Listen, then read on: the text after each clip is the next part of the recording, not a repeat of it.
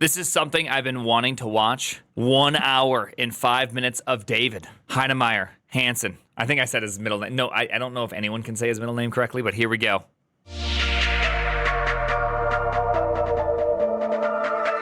Hey, thanks, Shopify. Thank you. And welcome again. First, I want to say thank you to Amanda Perino and the entire team behind this incredible organization of this conference. I had no idea just how much work went into this until I saw it from the inside, and it is nuts how much By the way, conferences are insane. For those that have never been a part, I asked a question. Hold on. I know we're only 27 seconds into this. I asked a question on the Twitters because I was curious because people always complain about conferences having too much sponsorship, and so I had to ask. Okay, this I think I'm a little. It was brand new. It was brand new. Hold on. There you go. Bring back conferences where we don't allow sales, recruiting, and marketing, DevRel, and make focus on builders teaching builders. And I said, how much would you pay for a ticket? And people were out there saying things like, some people were saying a lot, which is funny. Some people out there are like, oh, dude, $200, amazing, $100. Did you know that at a lot of conferences, to even have Wi-Fi at a conference, the lowest price I ever heard for 3 megabits up and 3 megabits down was $15,000 for a singular day. That is the lowest price I have ever heard. For those that have no idea how intense it is to actually do conferences, it's crazy. Dude, it is crazy. You can't get things plugged in. The unions / the Wi-Fi cartel run them. It's wild. It is wild. Like you cannot touch or move anything. It's a whole different world. It takes to put on a show like this. Absolutely incredible. And the fact that Amanda also managed to time the weather together with Rails 8 releasing here is just fantastic. So thank you to Amanda and the entire team. Nice. By the way, I am not a Rails guy, so I don't know a lot about Rails. And so this, or even Ruby. I'm not even really a Ruby person, so this will be very interesting. The topic of today is Rails 8. I am going to dive into all the wonderful new features and libraries and everything we got going on. It is one of the most exciting releases of Rails that I can remember. We have to go back at least until Rails 7 for me to have been this excited about a new release of Rails. Bro is loving his own stuff. And I want to spend a little time talking about Rails 7 because it sort of set a new tone, in my opinion, for where the framework is going and the confidence. I got to pause it 1 second. I haven't been this excited about a release since last release, man. This is crazy. With which it meets the world. I think for a while, we were taking cues from the rest of the world and realizing that, do you know what? The front end is moving this direction. Cloud is moving in this direction. We just have to follow along. Yeah. And I had a growing sense of unease with that sense of following because I thought there were a lot of parts along that path that didn't make sense to me, that wasn't the right way to go, but I didn't have a proper way to articulate that yet. So for years, I had that brewing sense that we could do better. Even at the launch of, I think it was Rails 5, when we integrated Webpacker, I thought, you know what? This is something we just have to do. It's not necessarily something I'm super excited to do. Well, Rails 7 brought back that excitement. And it brought back that excitement because it felt like there was finally an opportunity to realize a vision that had been growing for a very long time. Yeah, can we rewind for a second? Do we have any Rails champions in here? By the way, Goatmeal, appreciate the 5 gifted subs. Any Rails 5ers in here that know enough about Rails? Just a quick question. When he says Webpacker, is he referring to Webpack? And was Rails 5 attempting to be more like kind of the modern JavaScript front-endy type of framework? And this is where, like, from Rails 5 to Rails 8 is the transition away from all of that? Yes and no. Webpacker is a gem that wraps Webpack for Rails. Okay. It's a Webpack wrapper. Okay. And so is just to be clear, is Rails 5, was that much more kind of like going towards modern JavaScript style of doing things? Whereas Rails 8 is like going away from all of that. Rails 7, Rails 8. Okay. yes, not really. Okay, because that's kind of how I'm taking what he's saying, is that that Rails 5 was going one direction and Rails 8 was going the other. I just wanted to clarify because, I don't know a lot of the lore about Rails. Rails has never been my area. Long time, and to give us a map towards future releases of Rails that could follow that same confidence, that could develop that confidence. And one of the lenses I've been using to guide that has been the idea of the pattern language, the template of the pattern language. You have a problem, you have a context, you have a solution, and you have some consequences. And when I looked at all the things I did not like about where the web was going, it was patterns that felt stale, patterns that had been marked for garbage collection but had not yet been picked up, patterns that were no longer relevant in the context that we were able to push forward now. For Rails 7, the change of context for me was the underlying change in web technology. It was the introduction of ES6, JavaScript actually being good straight in the browser with no transpilation. It was the fact that HTTP 2 had made it unnecessary to bundle items into big units. And finally, the fact that import maps allowed us to write modern code directly for the browser. Now, is he just referencing no build, effectively just being able to write a more compact JavaScript because now you can do arrow functions and the various ES6 stuff, and then relying on HTTP2 multiplexing? For those that aren't familiar too much with HTTP2, let me just give you a quickie. HTTP1 works in the sense that you have a request and a response, and the request goes to the server, and during the first initial go, there is a TCP connection that is made. And then I believe there's some header, I forget what it is like, anyways, there's a header that effectively says keep alive. I think it's called keep alive or something like that says, hey, keep this TCP connection alive, and I'm going to send you another request response kind of model. I think it's keep alive, but I forget exactly what the exact name of the header is. And then out comes a response. So it's very, I ask for this, I get this back out. Yeah, it's keep alive. Okay, yeah, I thought I was pretty good about that. HTTP2 is a little bit different in the sense that it first starts off with a packet that has 24 bytes or 24 bits of length, and then a couple other items. I forget exactly what's in the header or the ordering. It's a few bytes long, maybe like 8 or 9 bytes total of everything you need. And then after that, you get the whole packet. And headers are separate from body. Headers go through something called HPAC, and a single connection doesn't have to have this whole keep alive type of business, but instead a single connection can have many, many requests going in.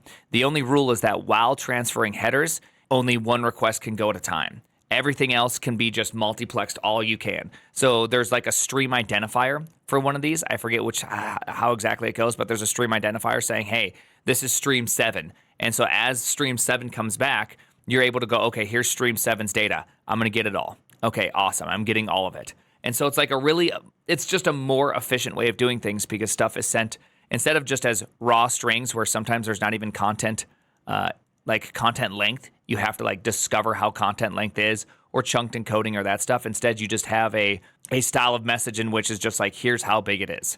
It's very nice. It tends to make things just a lot easier to work with, and actually developing it is both harder and easier. There's also a lot of terrible ideas about HTTP2, but the whole goal is that you should be able to make all these request responses super, super fast and be able to have a whole bunch of them at once without having to have the same type of blocking that you would with HTTP1. The pattern invalidation that came from this was very clear to me. We used to have a pattern that said you could open 4 connections to the browser, and you had to wait one at a time to open more. Therefore, we must bundle everything. We had a pattern that said, you know what, the browsers really suck at JavaScript, but we have better ideas. We can transpile those ideas into better JavaScript and send that to the browser. All of these advances invalidated that context. those ideas no longer make sense. But I think as software developers, there's two things we're historically bad at. One is... I do want to pause one more thing, that the reason why this can be really, really good, and I didn't say it, is that let's pretend you have 3,000 files. All right, that's a lot of files, right? You're a bigger JavaScript project at this point. That means you probably have 2,100 index.js files. Very hard to even open with VS Code. Nonetheless, you have a bunch of these files. The nice part about no build and this process that he's describing is that when you change a file, all of your files have this nice little hash associated with them. And so when you change the file, just that hash is updated. So when you go and download your, say, 3,000 files, it actually makes it really, really simple on your browser, because almost all of them are just cached ad infinitum. And just only the few that change, you actually need to go re-download. And so it makes it so that it can actually be a pretty good caching thing, because if you go the other direction with bundling, you have to start splitting your bundle on these kind of logical boundaries, depending on how things are required and all that.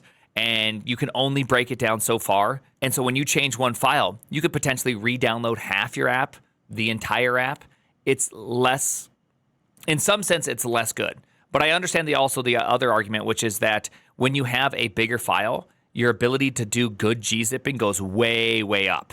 Your ability to compress goes way, way up. And so it's not just there's no pure win here. I would argue that you probably still have better load times, at least first load times by far with big bundles. I'm curious what that load time is across, over time. If you have a development that has been going on with X amount of developers, with X amount of changes over the course of the year, are you actually going to have a lower footprint of actual downloading? I do not know. So something that's probably pretty interesting to measure. All right, let's let him go. Let's let him go back. And the other is cache invalidation. And it's the cache invalidation of mental models that I care the most about. That's where I really see the lag. This context, the ES6, HTTP2, if not import maps, had happened years in advance of us taking full advantage of them. Had happened years after people thought, you know what, the way to build for the web is to have these long, cumbersome, complicated build pipelines. And then this context is rediscovered. And we realized, you know what, there's a bunch of patterns that no longer make sense. I really like that, because so many people think that big companies are effectively just like npm create vite app, but it's not. Anyone that works at any sizable company with enough developers know that their JavaScript build system becomes this entire just giant ladder of creations of various plugins and ways you need to do stuff and all of that all the way through. And it's just such a pain in the ass. And build systems become as complicated, if not more complicated than CMake. It becomes awful. But at first, it's very simple. For Rails 7, part of the answer to that new context was Hotwire.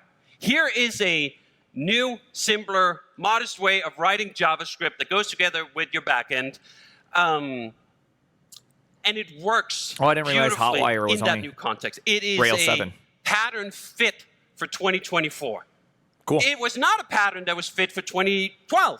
It was not a pattern that was fit for a time before we had gone through the necessary jungle of complexity that allowed us to get to a simpler place. I've never used Hotwire. And my work on... Just to be clear, Hotwire is effectively HTMX with just a bit more controls, right? And for those that think that Hotwire or HTMX or any of these things are so that you don't have to write JavaScript, just so you know, you're wrong, right? It's actually, JavaScript becomes really fun to write in a world in which you choose where you want to do the caching in the server and where you want stuff on the client.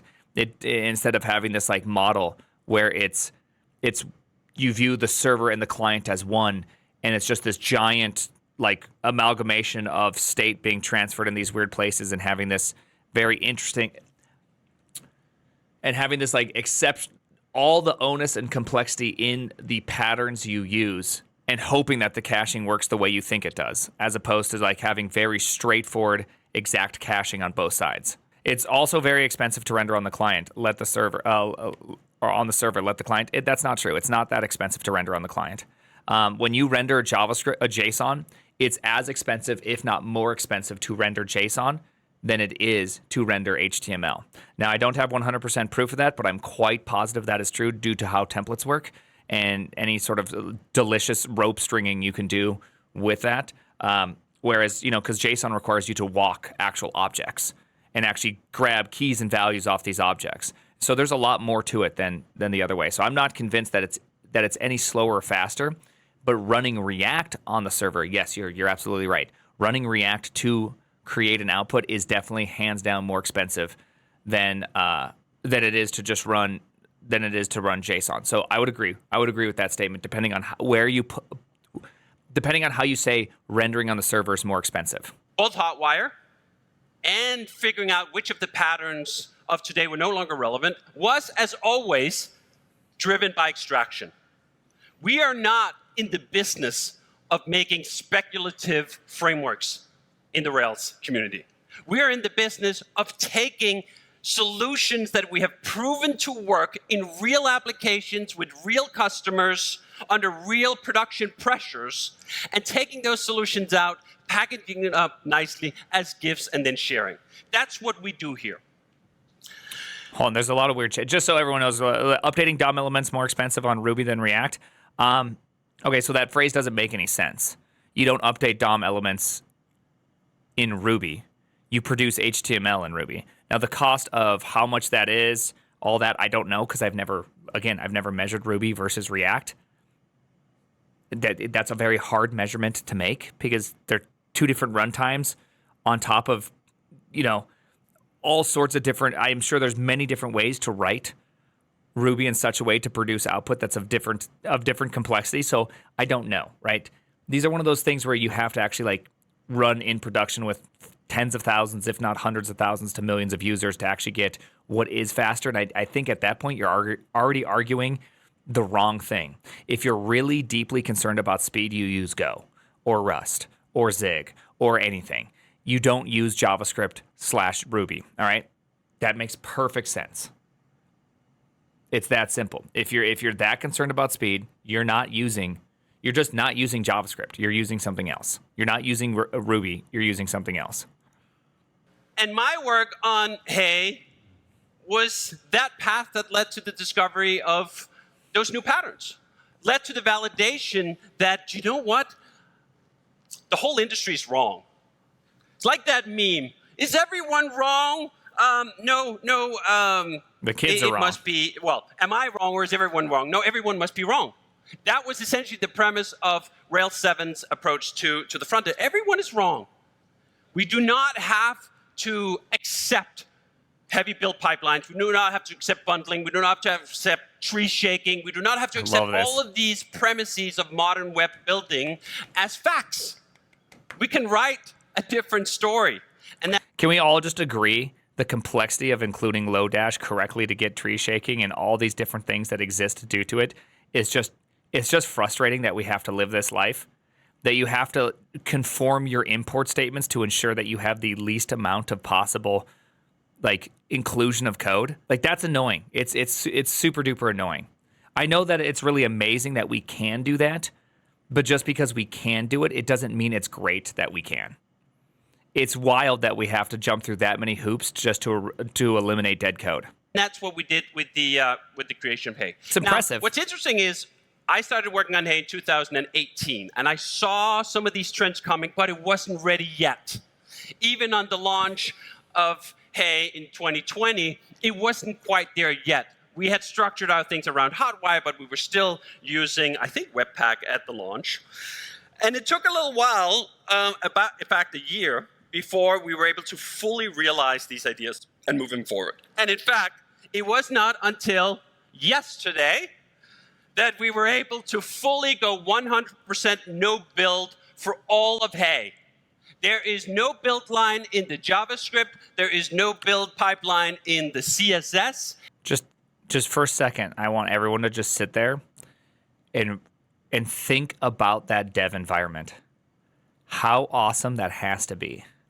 Just for a moment, you know that no matter what you do, no matter how great your build system is, not having a build system. No build means a lot slower code. No, it doesn't mean a lot slower code. There is definitely, to be completely fair though, there is an argument to be made that minified JavaScript is faster to parse because parsing is an end operation. And so there is something to that. You'll use less memory technically by having shorter variable names. I know that's crazy, but that's just life in the JavaScript land. It's fantastic, but either way, imagine how amazing this would be. Everything is served directly to the browser as we wrote it. Now, the benefit for me of doing this is not just the personal satisfaction of being able to realize these patterns and new ways of thinking. It is also to provide an irrefutable anchor point for the discussion about whether this is even possible. On the internet, there is an endless cacophony of people telling you that the thing you're trying to do will not work. That will not work in the real world, that will not work with real users, that will not work with real customers, they will just not tolerate that. The best way to refute that is not to get into an argument. It is to ship working software. And once you've shipped that working software, you have a monument to the argument that is simply immovable. You can claim that no build doesn't work for you. You can't claim that it doesn't work. We have proven that. It's a great mentality, by the way. I've had more than one thing I had to do at Netflix where I just had to go around management and go around what people said I could not do and just do it despite people telling me I shall not do it. And then when I did it and showed the results, they're like, oh, actually, this is a good idea. Like sometimes you just have to do things because people will argue against a straw man that they have created in their head or they've heard was bad. And then you just have these entire parts of software that you can't turn off because you're like, oh no, we already know this is bad. And you're like, but why? Like, when was the last time you measured? Life has changed vastly. Think about the difference in internet speed from 2012 till now.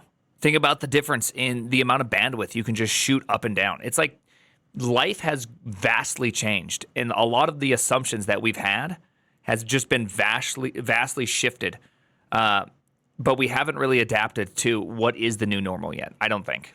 I think of the yearly tweet from Toby as the perfect embodiment of this phenomenon.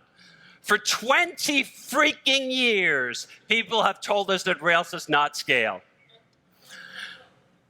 In November of last year, Toby tweeted about doing 1 million requests a second on the largest Rails app in the world. This is a monument that says, shut the fuck up. This argument has been settled.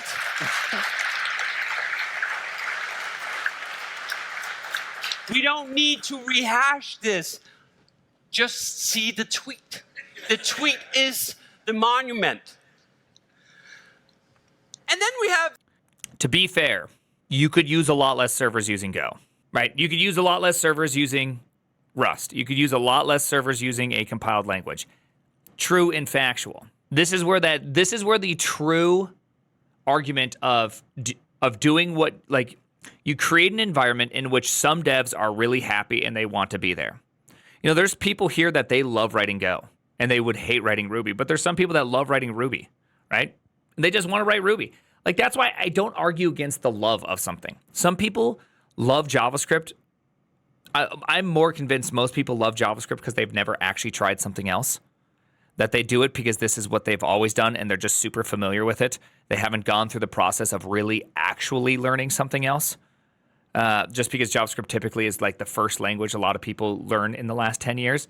And so it's like you haven't actually gone through the process of changing your opinion or changing your mindset around something and trying something else to the point where you actually really get it. Like, even for me, I got good at writing Go, but it took me about 3 months before I actually understood writing Go. And it was like it took a while for my brain to kind of adjust to that. And so it's just like, you know, it takes a while. It takes a while. So it's just like, but at the end of the day, if that's just what you really love, you can just do that and you don't have to care what people say is good or bad. if you can write good software. If you can't write good software, then it doesn't really matter, right? It doesn't matter what language you choose. The tangible benefits. This is haze loading of JavaScript. That's how it looks. There are no source maps. There is no bundling. We are shipping everything straight to the browser. Can you zoom out for us? We wrote it. Can you zoom out? You can go in and look through all of it. By the way, if you look, if you saw that, I don't know if you saw that, but look at this. Right here, something that's really cool about this is you can see them right here. See these numbers that are attached to each one of these? You can kind of see them sometimes. But those numbers, that's the caching. So that's how they do caching, is when they upload it to the CDN, they actually have these little things that run through, and this helps it get downloaded properly. And so you have this, like, I assume how it works. I've never actually tried this no build, but I assume you have your list of your JavaScript and all this that has like import something, import foo, import bar, import baz, and then you have like an import list that's like foo, foo actually equals foo with a hash, some sort of hash at the end. Bar equals bar with some sort of hash at the end. So your code never changes when you have to change foo, bar, or baz. But the underlying code for foo, bar, or baz changes along with the import map. And so that way you get this like really highly cacheable kind of experience where you're only replacing a couple kilobytes at a time as opposed to replacing the entire bundle. It's pretty, I assume, it's called a manifest. Okay, there you go. I generally feel like I understand the process, but I've never actually played with that process yet. Go in and look through all of it. Now, there you go. You can see them all. See all these little hashes? Just an endearing sense of nostalgia, because that's how I learned the web. I learned the web by looking at how people did it before we came up with contraptions like minification, one of the absolute atrocities inflicted on the open web. Minification takes this premise that if we could just save 2%, 5% of the overhead, it's worth destroying the web as a learning platform for new people. Absolutely not. Absolutely not. I've never considered that side of the argument, that you do destroy the ability for someone to learn on the code. I've never thought about that. That's a very interesting way to put it, I guess. An enormous gratitude to the open web, and we ought to be proud to pay tribute by allowing view source.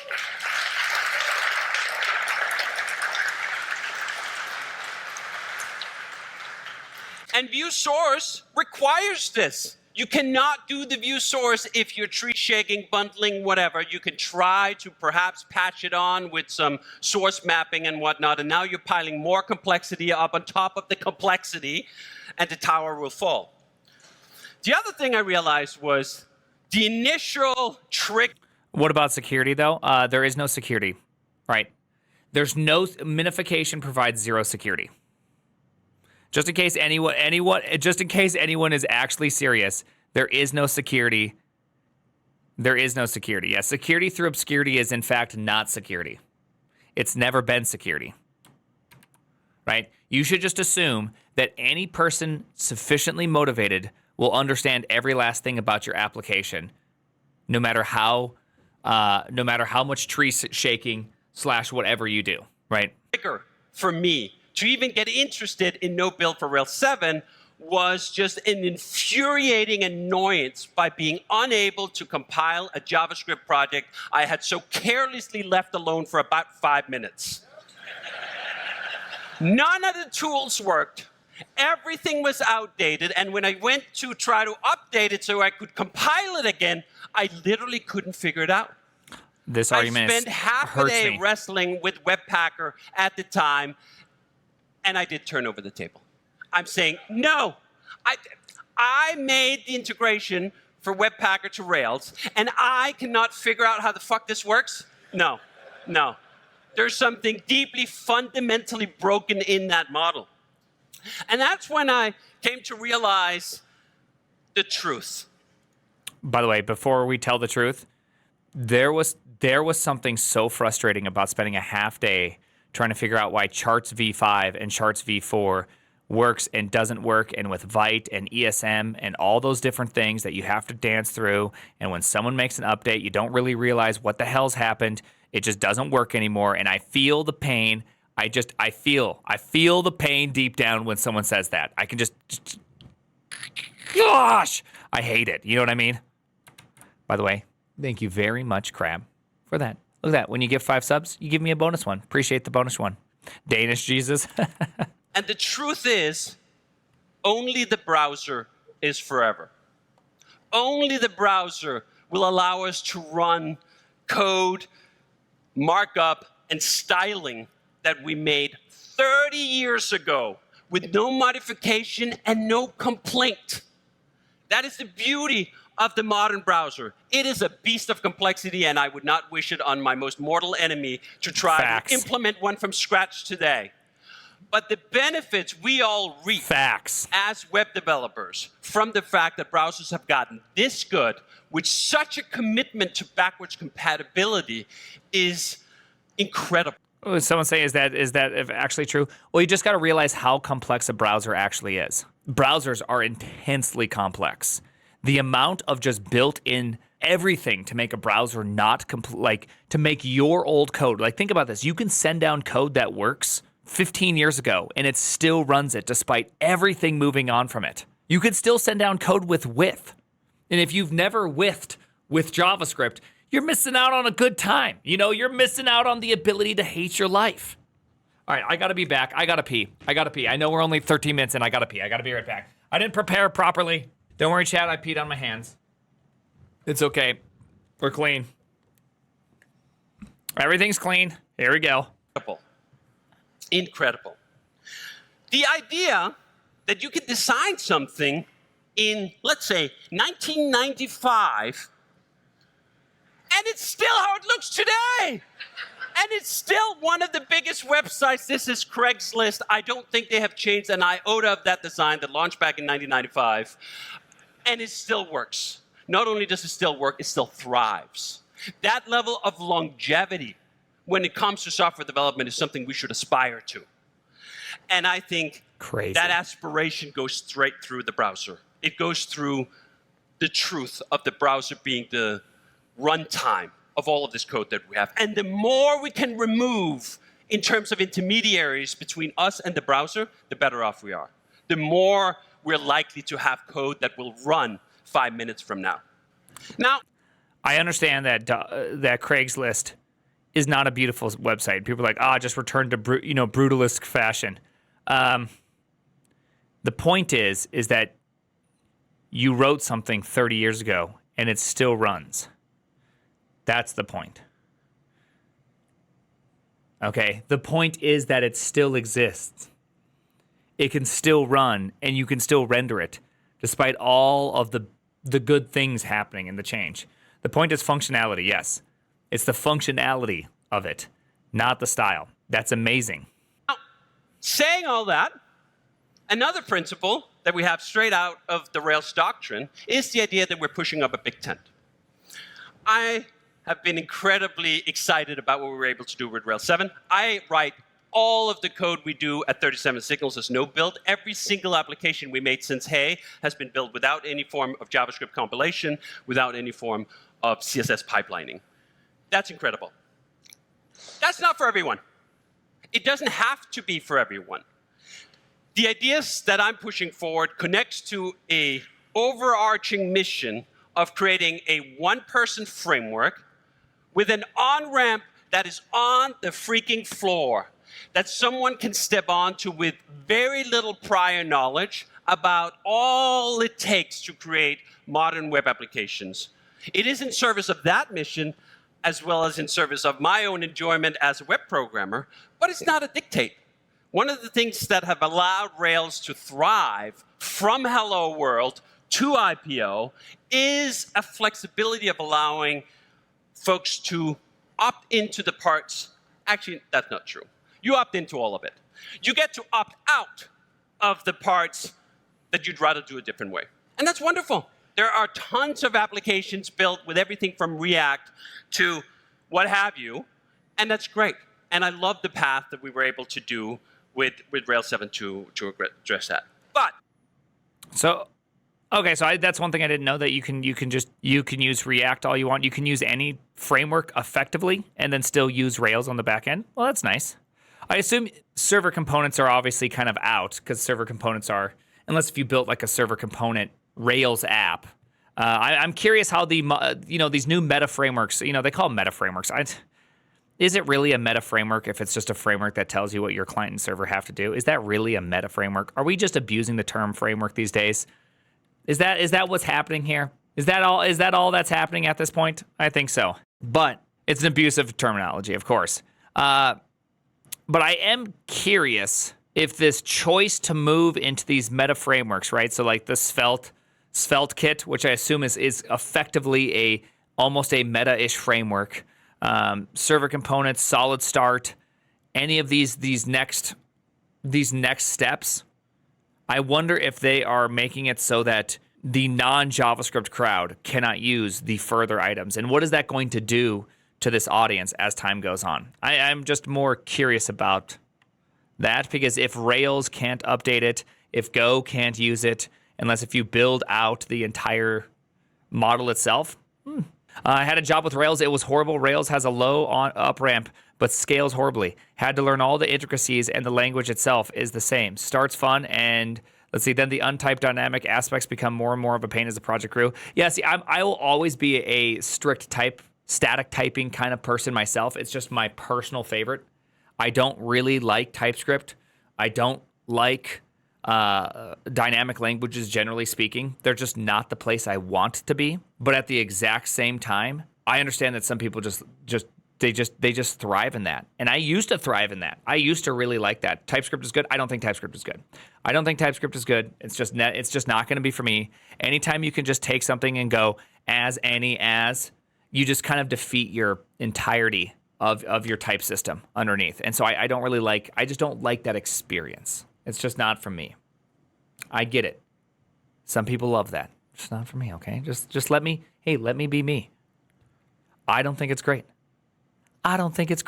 But you cannot do that. You can actually do that. Yes, you literally can do that. How do you think JSON.parse works in TypeScript? I hate to tell you this, it just works that way. That's why I enjoy the more Go side of things. And that's just me.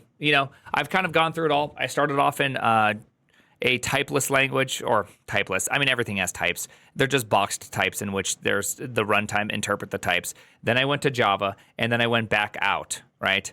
And so it's kind of like I went from a dynamic-y styled language to a non-dynamic styled language, back to a dynamic language, back to a more of the static side. And so I feel like at this point, I've just kind of landed on the idea that I'd rather be slowed down enough to think about my types, and that's it.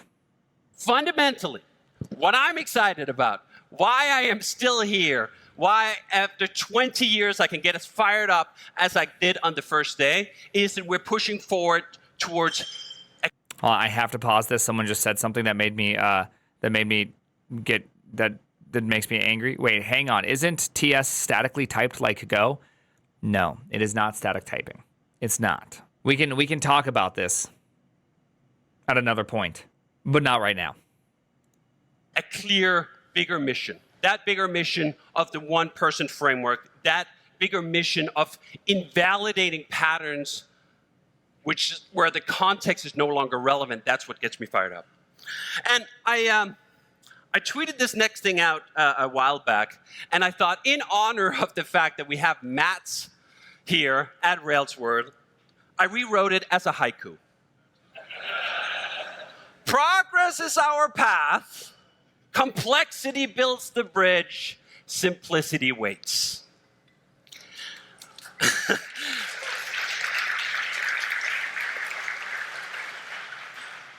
Never seen someone clap for a haiku, but here we are, 2024.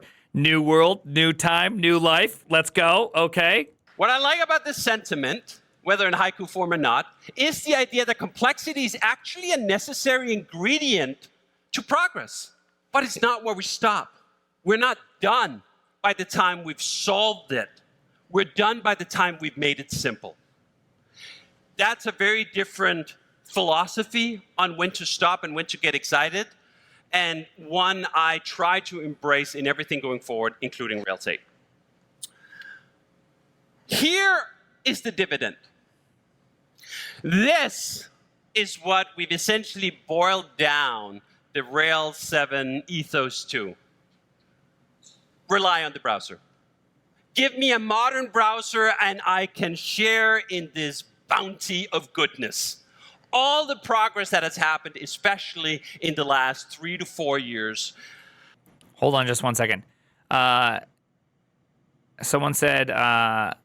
has made it so much better, so much more fun to be a web developer without extraneous tools. And we're able to encapsulate all of that by saying, this application is just for modern browsers. Now, we can't do that for all applications. Some applications have to support a longer tail of browsers, but we can do it for a lot. And if you're starting a new application today, you should absolutely do this. Okay. The brain budget. Oh, I love this. There's an even bigger purpose. I love the start of this. The I love where this purpose is is going. not just to find the best patterns. The purpose is not just to seek simplicity for its own sake, although that is a gift in its own right. The purpose is to optimize for our limited monkey brains. They simply can't fit that much.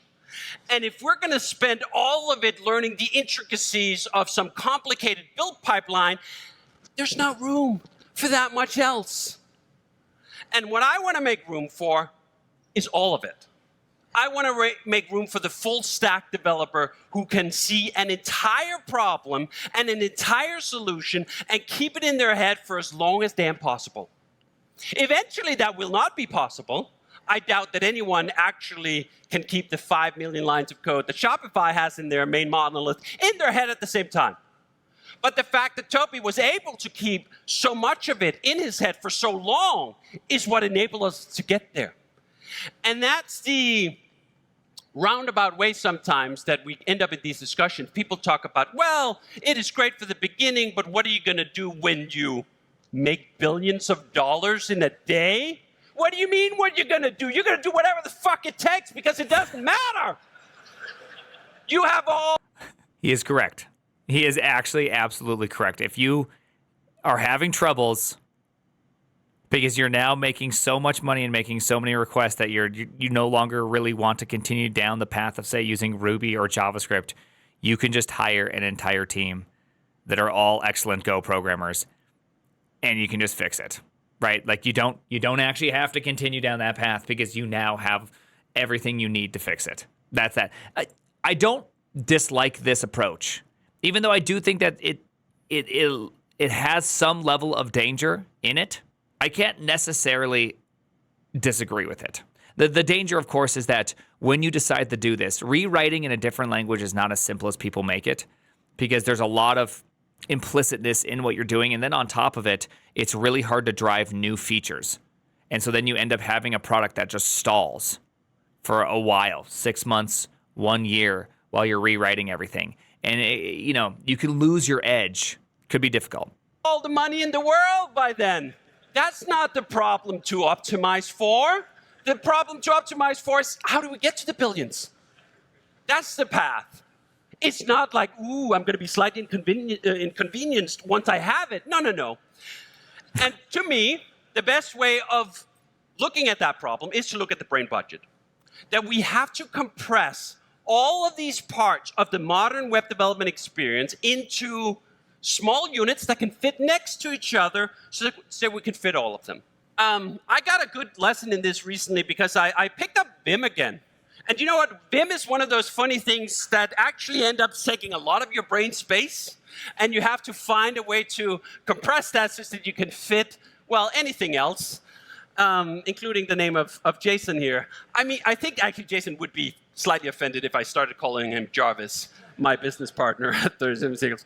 But this idea that we have limited space, we have to utilize that space as well as possible, and we... By the way, Vim mentioned is like, this is my favorite part of the whole entire talk right now. The fact that he's talking about Vim, let's go. I do want to throw out something though. I don't think I take any space using Vim. Okay, just throwing that out there. It's practically my spinal cord doing all the work. I barely even think about it. It just happens. Okay. And when he says Vim again, it almost sounds like the Vimogen, which is my YouTube channel. He pretty much just gave me a shout out on my programming YouTube channel. I'm pretty sure he just did.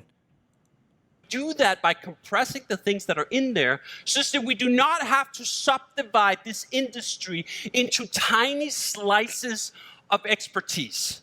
At a certain scale, that's what you do. That's a billion-dollar problem. It's not a 0 to 1 problem. A 0 to 1 problem is, how can I understand it all? And that's our mission. It's literally the fucking headline of the website.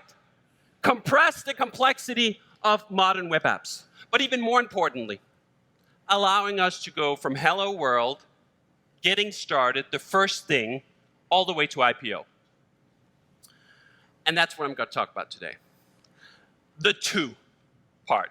Not the hello world, not the IPO, the space in between. Do I do Advent of Code in Ruby?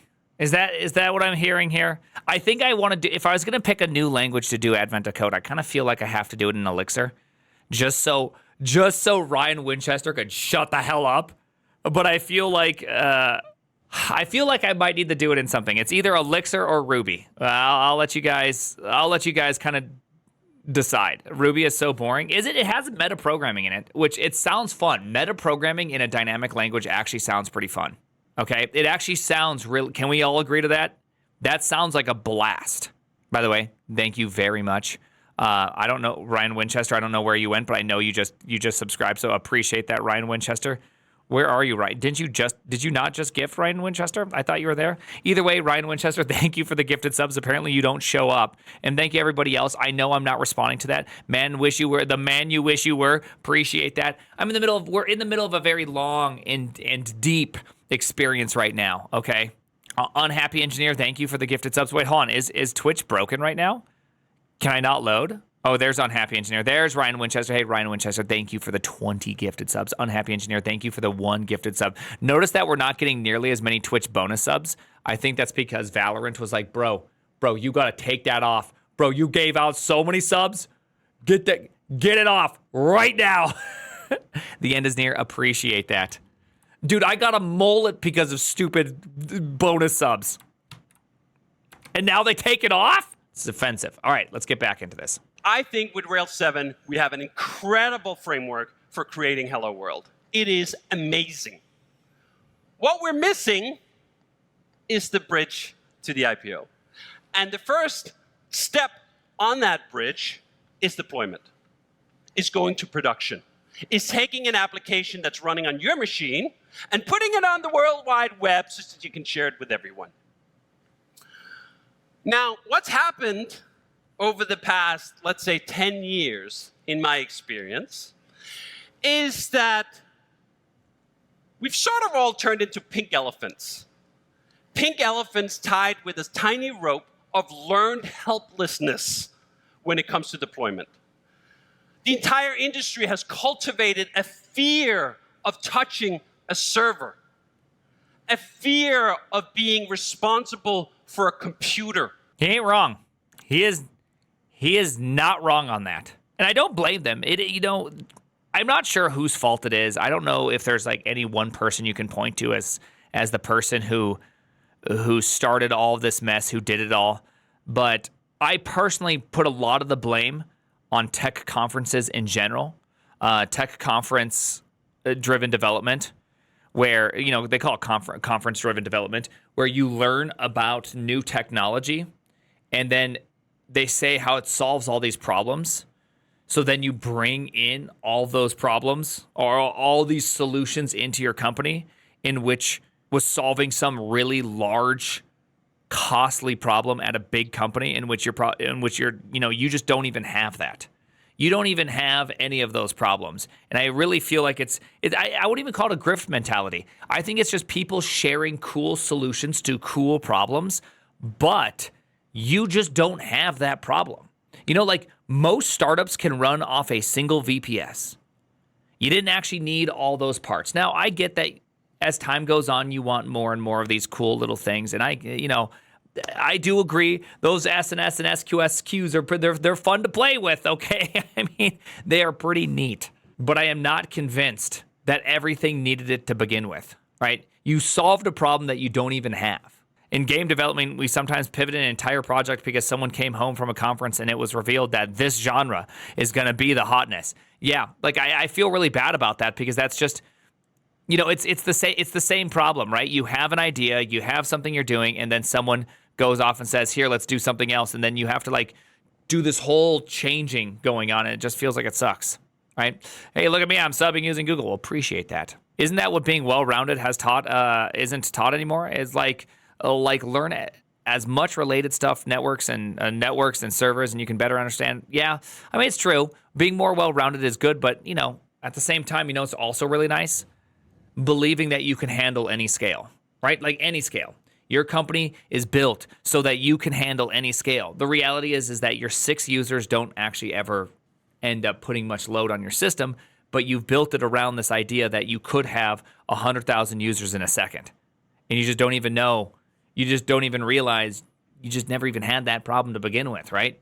Hey, it's 7, buddy. Okay, you're 16% off. Belief and capability are not the same thing. True, but one is the predecessor to the second. Would you rather build for scale or not, and then need it?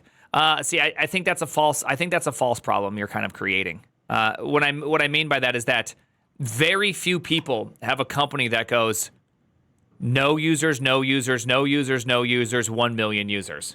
Or like that's just like not.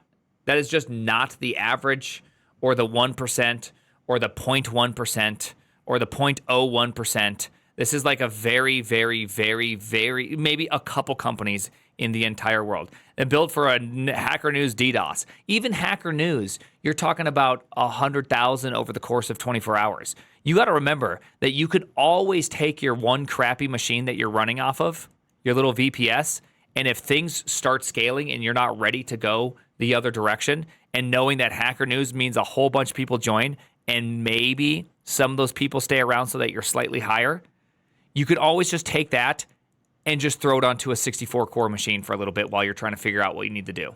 Like, you can just do that, you know? Like, you don't actually have to have a cajillion machines running it. Sometimes you can just make your machine more powerful. And now you can serve 10x, 100x more users, and you don't have to worry about it until you're really trying to figure it out. And Flyio also makes it pretty easy. You can also use Flyio or any of these other companies that are really popping up that make it pretty easy to have a singular machine. And then if you need to scale, you can scale because it already has kind of some of that stuff built in. I actually think that it's a much more interesting model to me comparatively to than something that's like a serverless offering. Because Flyio, you still manage your machine. It's still just a machine that exists. And you're like, this is my one machine. It has this many CPUs. It has this much RAM. It's just this one experience. And if you need to, and you build it right, you can then build it into 4 if you just really need that. Which I think it's kind of an exciting thing. Isn't DigitalOcean better than Fly? I don't know if DigitalOcean is better or worse or what.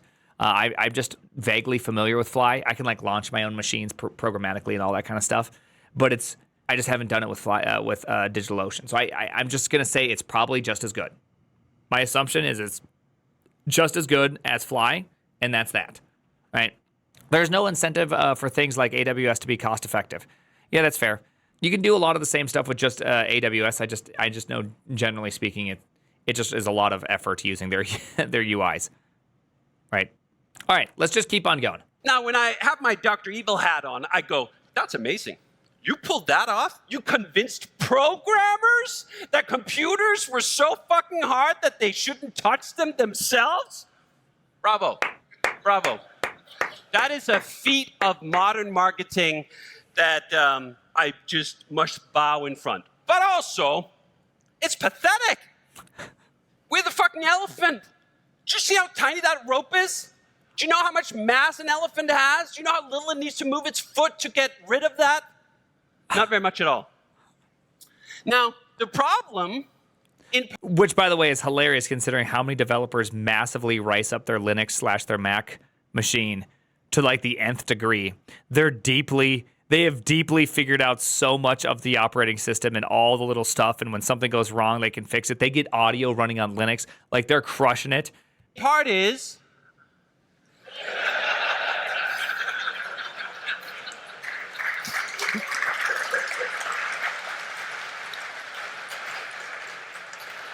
I love how far this discourse has moved. I don't even have to make the joke. The problem, and actually I'm going to make the reverse. I'm not going to make fun of them yet. Nice. AWS is amazing. It is. And it's a amazing in amazing sort feat of of the engineering. we humans are capable of this. We humans are capable of putting an entire army of server monkeys behind an API, and they can run real fast, and they can rack stuff in, and all you see is a 200 OK. That's pretty cool. Yeah. It's very cool that Amazon actually was able to solve a very real problem for themselves, that they had extreme spike in utilization at certain days around the year, and then they had a lot of other days where they didn't need all those computers. That's a good solution to a good context. I absolutely endorse that vision. The problem is, most of us don't live in that context. Most applications. I know you guys think you do, but he is right. You guys don't. You guys have exceptionally predictable traffic that just does this over and over again every single day, and it goes from 0 users to 1 user, which is your testing user, and then back down to 0 users again. Most of the time do not have a problem that requires constant racking of server monkeys behind an API. And the price we pay for the insurance policy in case we did is exceptionally high, not just monetarily, Oh, that's but interesting. complexity-wise. By the way, that is such an interesting phrase he just used there. And oh man, you're hitting home for me. Calling the thing an insurance policy. Oh no, that's all I can think about is insurance. It's a really good way to put it. And furthermore to that problem, AWS is a business. I think business is great. Yeah. But I also think that business have incentives. And the incentive for AWS is for you to stay a pink elephant forever. Forever to be petrified of the server, forever to be petrified of running your own shit. No. We're not going to let... By the way, I actually don't think that... I don't think using AWS is all that bad. You know, you can just go grab an EC2 instance. And yeah, it's definitely more expensive in some sense when you utilize all the services, but you can also just grab a singular instance. And so it's like, is it always that much more expensive? No, it doesn't have to be. Like, you don't have to use all the services. Is S3 super convenient? Absolutely, S3 is super convenient. It's really actually pretty cheap for what you get out of it. And so it's kind of like, what exactly are you saying here? I think it's likely the other things that we're talking about. It's probably not. I assume he's not talking about S3 and ECS, right? S3 is incredible, to be honest. It is, right? Let the Joker win. We're not going to let the Joker win. We're not going to let them convince us the servers are so difficult that AWS should have 40% margins. No. Dell, someone who actually makes the fucking computers, have a 5% margin. AWS has a 40% margin. That is a failed market. That is an uncompetitive market. It's not expensive if you don't use Ruby. Fair. Ruby is definitely, it comes with its own cost. It comes with its own tax. And everyone always talks about this trade-off, by the way, which is that you have a trade-off in which is that you trade off developer experience for computational experience. Where super profits are not being challenged by competitive pressures. We're going to do something about that. But before we do, another shout out. Heroku is, to me, one of the greatest breakthroughs in developer ergonomics that I have seen in my 20-year career. The fact that it came out in 2007, I remember using before Heroku. most of us even had a broad conception of what containers were or how to utilize machines in this way, is truly mind-blowing. Agreed. And the fact that they were able to sit on that advantage for over a decade before it seemed like anyone else woke up to the idea that you could reduce deployment to Git push is just incredible. By the way, Ryan's saying Fly is the new / better Heroku. I agree. It's fairly close for sure. And, dude, Heroku was really amazing. I remember starting my first company, 2010, and just looking at Heroku and being like, man, this is like, it's magic, because I'm used to like doinking around on a server, like manually starting my MySQL server that's on the same server as the thing that's running Apache that's routing all the requests to my PHP. application that I have that HT access file, which I don't really understand. I have in PHP routing because I just have all my requests go to the exact same page, and I just have to like parse out the URL myself. Like all those days, you know, like all of that. And then you see Heroku and you're like, wow, this is like magic what they've built. Heroku deserves endless accolades for what they've achieved, for the number of Rails developers they've helped go from the hello world to the look ma, it's online. That is an incredible achievement. And it was also 17 years ago. Dang. It was 17 years ago, which is Makes me mind-blowing feel in its old. own mind, that it's only now we're starting to think that, you know what, maybe we should catch up. Heroku's older than some people in this chat. And the problem with that is in part that in those 17 years, the context has changed. Here's our Heroku Performance M Dyno. You can buy the luxurious 1-core, 2 threads, 2.5 gigabytes of RAM for the small fee of $250 a month. I'm sure that sounded pretty freaking good in 2012. That was a good deal, I'm sure. Was that a good deal? I actually can't even tell if that was a good deal or not. Oh, yeah, sorry. Somebody just, by the way, just so you know, when someone says they're below 13, we have to ban them. Because I will get in trouble if I don't. So you were stupid enough to say I'm 12, by the way. So you are permanently banned. I can't unban you. Just so you know. So when you send a response, say, hey, it was just a joke, bro. Like, I actually can't. I can't unban you. Here, I'm just going to ban you as well. Because I don't know the exact rule around it. So you're also permanently banned. I'm just not going to let you back in ever, forever, for any reason. So I'm just letting you know when you say these dumb things, like, I don't know the answer. Okay, I just don't know how you're so stupid, okay? Please, just stop being stupid. He turns 14, though, next year, yeah. And I say, dude, to protect Twitch chat for a little bit, can you just put it in emote mode for just a moment? Okay? Just protect them, just for a moment, because they're obvious. Oh, dude, can we pour one out for Bible Thump? All right, let's keep going. 24? That's preposterous. That is ridiculous. That is offensive. Here's a hobby box I signed up for a couple of weeks ago from Hetzner, where you buy the raw hardware and you get 48 cores, 96 threads, 256 gigabytes of RAM for Isn't this exact same computer like a $4,000+ computer? You could rent it out for practically a year and a half before you paid for it? European math. I know there's some serious European math going on here that I'm actually confused how this even works. This European math that's going on right now, I don't even get. Is this like you can just go, is it shared? Is this shared? I would assume it's not shared. Dude, imagine renting out 48 cores of shared.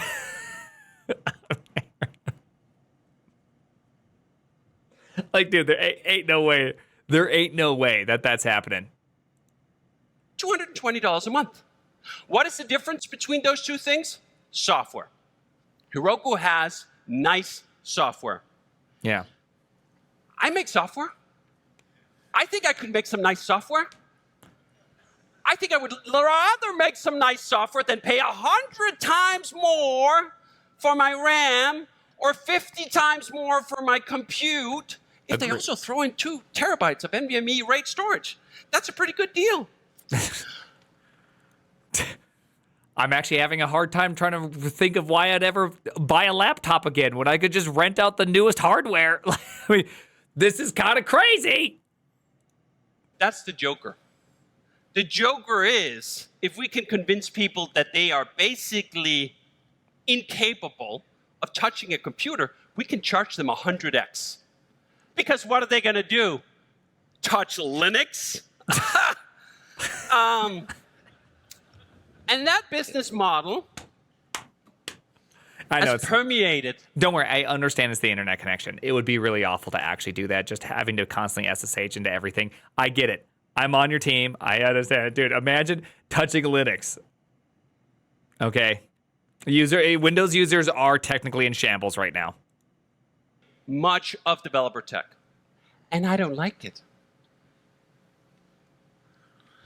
This is not my meme.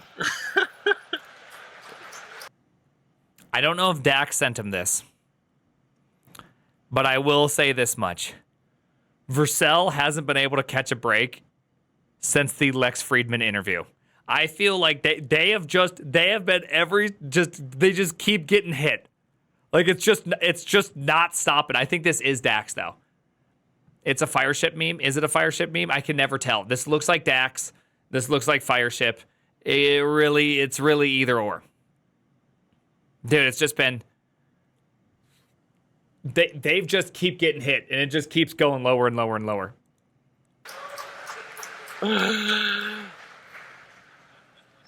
But no wonder there is a growing industry of people who realize, holy shit, 100x? And I don't even have to buy the computers. I just rent them from Amazon and then I rent them to you for 100 times what I paid? What a business model. What a business model. Agreed. Do you know what? That's what the VCs are saying too. This is a growth opportunity. The best part is that Vercel makes money on so many parts of their product that they're actually able to offer out a huge portion of their code base for free, right? Like they can just like, oh, you want to use it for a little while? You can just use it for freezy. It's just like for free. Like imagine that. Just imagine how amazing that is. The Lex interview was the Levels.io interview. Since Levels.io interview, it just feels like every single move they've been making has just been getting crushed.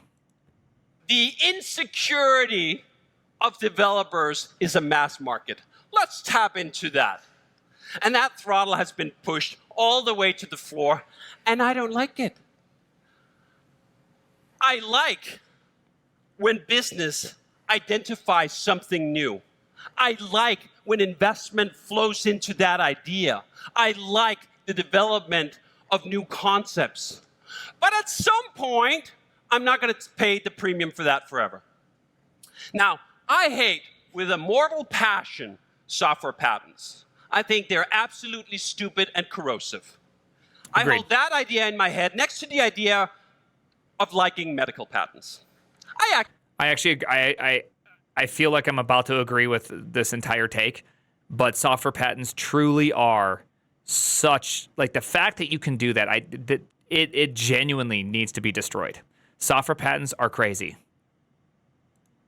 I actually think it's reasonable that the kind of drugs that we bring to market should be... You can't possibly do your own auth. It's dangerous. You can only use stuff like Clerk. By the way, I have a good friend that just rolled his own auth, and he said he was shocked at how not hard it was. He thought rolling your own auth was like this impossible activity to go through and that it would take him just forever to do. And then he tried it out and he said, oh, like I see where all the danger is. I can definitely see why this could, like why you want to be very careful doing this. But man, this was not nearly as complicated as I thought it was going to be. He's like, I even made my own like JWTs. They're like not even all that hard. Like you just take a payload and you hash the payload such that you could hash the payload again on the client side and tell if the server stuff has been touched or not. It's just like, yeah, I know. It's crazy, right? It's like, it's not that crazy. I do agree, generally speaking, you should probably avoid hand-rolling your own auth and just use at least OAuth or something that already exists and just say, hey, just sign in with Google or Twitch or GitHub or Yahoo Mail or Hotmail. It's just funny. Be tested amongst multiple trials, and that is expensive, and that's about $1 billion, and that requires someone being able to recoup that $1 billion for us to get wonder drugs like Ozempic, which now represents, I think it is something like 20% of the Danish economy. So thank you very much for all the perhaps slightly plus-sized Americans who are funding the Danish welfare state. That is something I'm very grateful for. Stop, bro. He's dead. He's dead. Quit it. Not only did he call me, that guy just made fun of like a fourth of the world in a single swing. But I also think that should have an expiration date. In The medical world, that expiration date is 20 years. In 20 years, your patent will be up. I thought it was and 7. Is it different? Generics. On different countries? I look at that and go, that's actually not a bad model. I like that Heroku was able to commercialize that initial incursion into developer ergonomics for deployment. That's great. But you know what? We're well overdue generics. We're well overdue that drug, that cure for deployment doesn't cost $250 for a pathetic amount of compute. We're well overdue that it should be 100 times cheaper, and we can make it through generics. We can make it through open source. Because I think this is generally the goal of SST. SST, it really does make a lot of SST does make a lot of things available, and you don't have to have some magic giant markup. It's pretty impressive. I barely know much about SST other than it is a pretty well designed product. It runs terminal.shop. So we actually so just so everybody understands, we wrote a Go front end with a JavaScript backend. We truly have the mullet stack. You know what? I think we're going to save the industry from itself. Because at some point, if an opportunity is egregious enough and it's just waiting for someone to step in and take advantage of it, this guy's going to show up. And you're not going to like him. I don't know who that guy is. And you know what? He only dared to 50x the price of Daraprim, not 100x. So maybe keep that in context. What is Martin Shkreli? What did he do?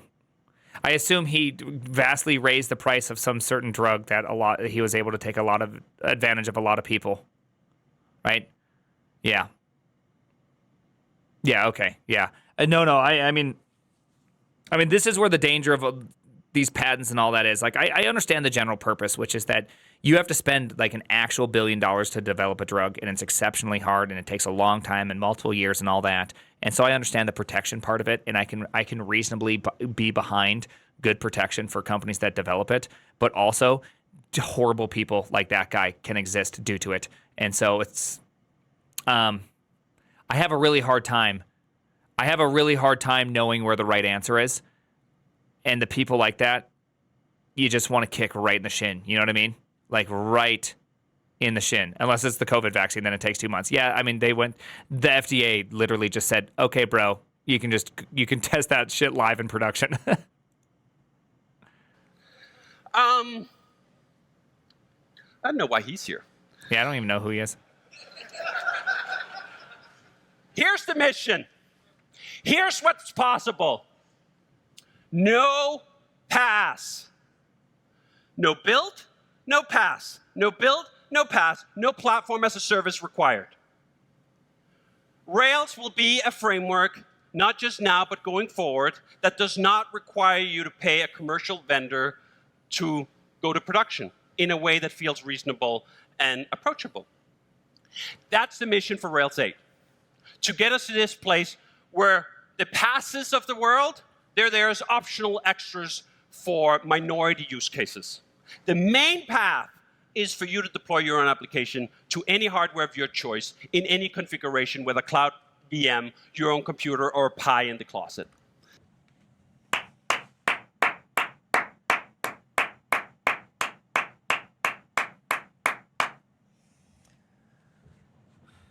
Fact of life. That's how it should be, right? You should use frameworks that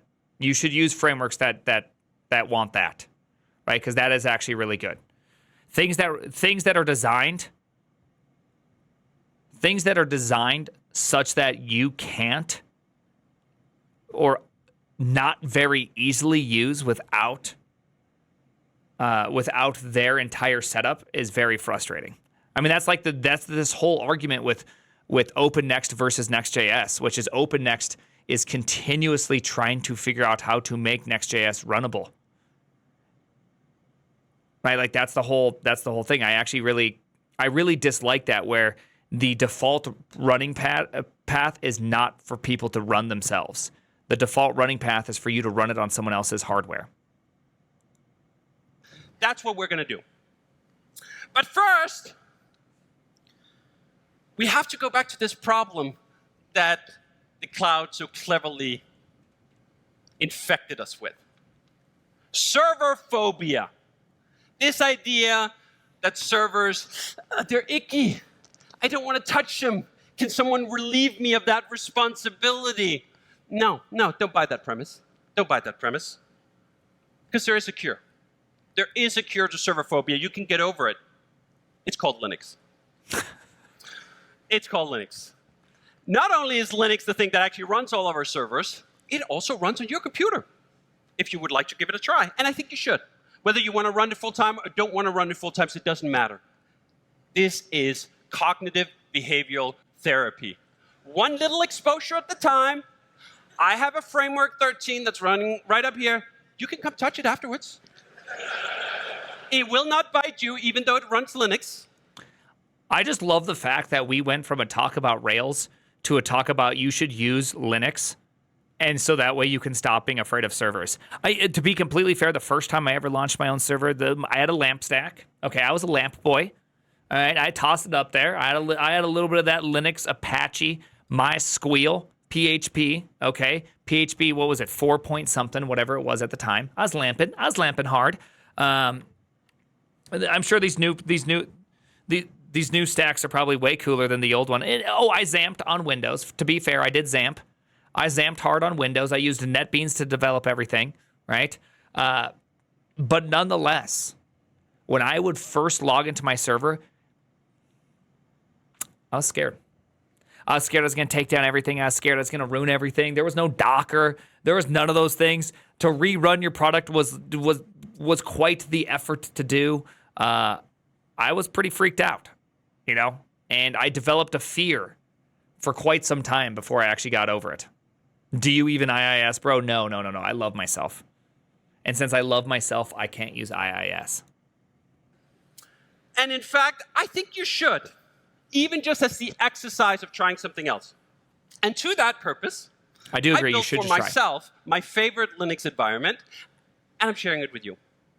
Amacoup is a project for taking that scary Linux machine and turning it into a comfortable, productive, great-looking Linux setup that you can jump right into and use. I love the fact that we're at a Rails talk. New things, like I did on this great discovery of Linux I had this year. One of the things might be a new editor. You might actually finally think that Vim is just right for you. You might appreciate a new computer. I was not in the market for a computer that did not have a little Apple on the front of it for literally 20 years. And then I came out of that haze and realized, other people making cool stuff too? Who would have known?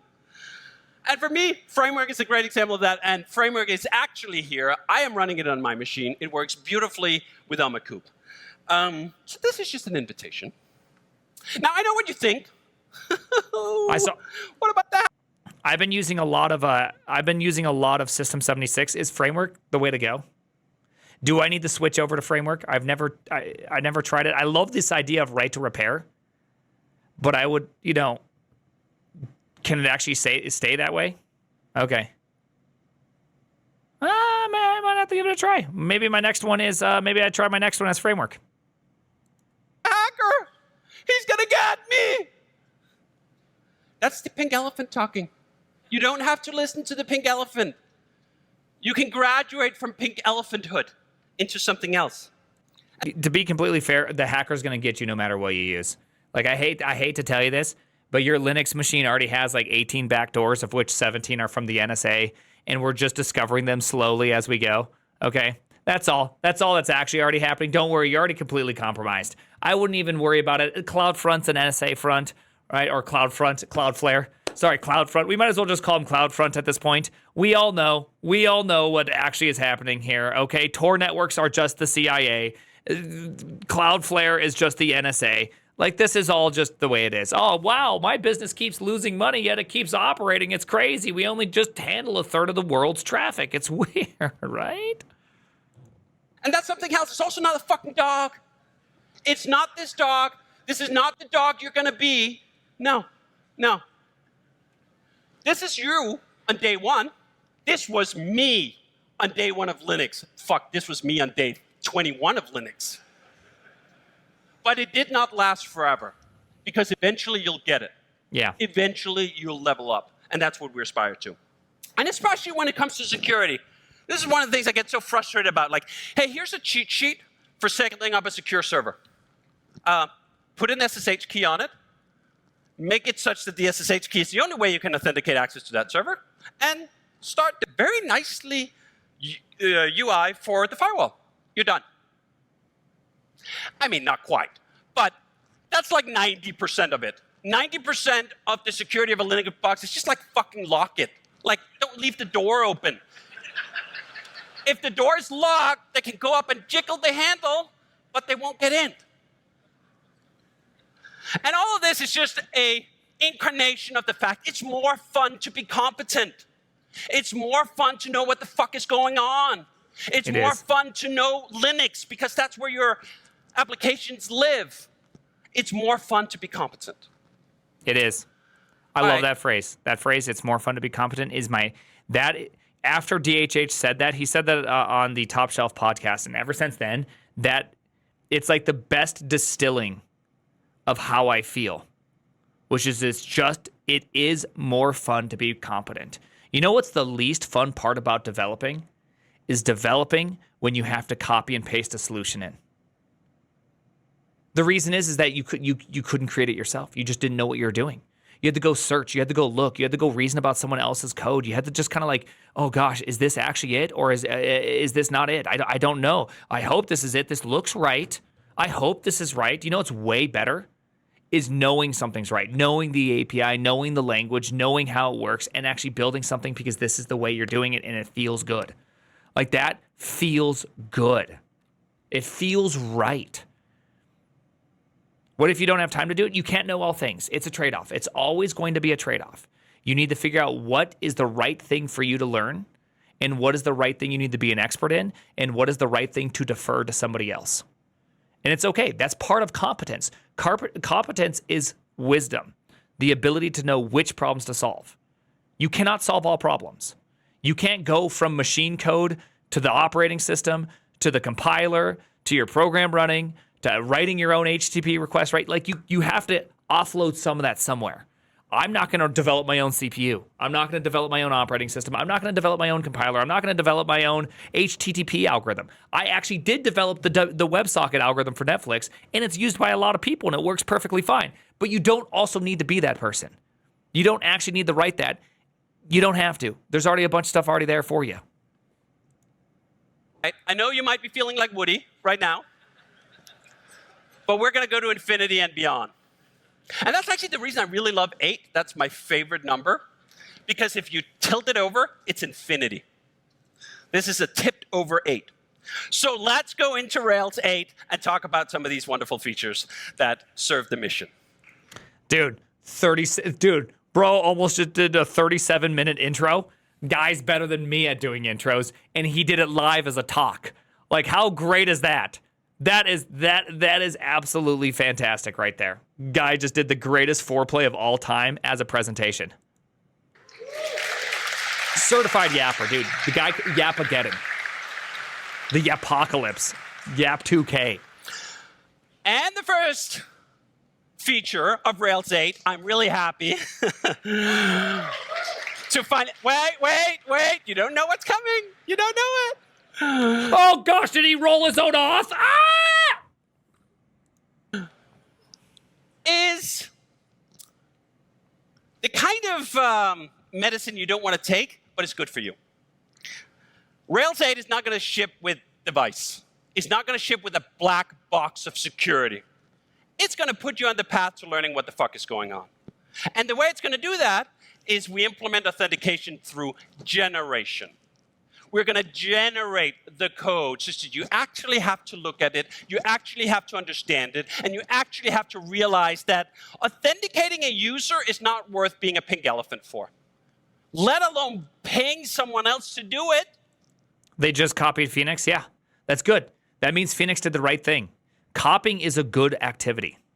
Copying is a good activity. We should have more of it.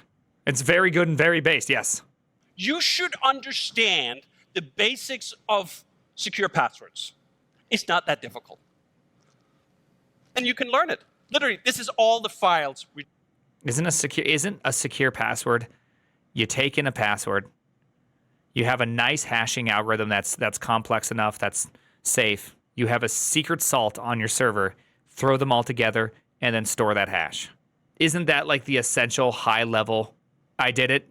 Salt can be public. Can the salt be public? Do you want the salt to be public? Just MD5 it. Yeah, just use MD5, bros. What could go wrong?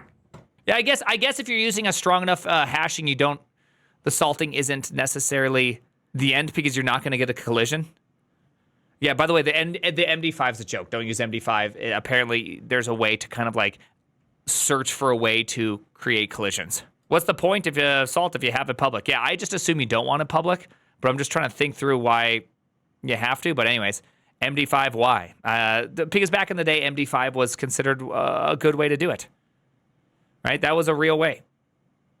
Plain text so you can recover the password for your users. Okay, you don't want to do plain text. That's crazy. Regenerate when you do it, and you get a 90% authentication system. And you can jump into those files, and they're beautiful. And do you know why? Because I carefully, lovingly handcrafted them for you. These are artisan templates that I carved out with great care to every character, so that you have a great starting point to work with. This is essentially also an extraction. I took this authentication system out of our own applications. This is how we write authentication systems without sort of all the extraneous stuff. And you can learn it. You can level up. That's what we do here. We level you up. On day one, you're the dog. You don't know shit. Great. I'm glad you're here. You're not going to stay that dog forever. We're not going to let you stay that dog forever. We're going to teach you stuff. And you're going to know more after you've done Rails for a while.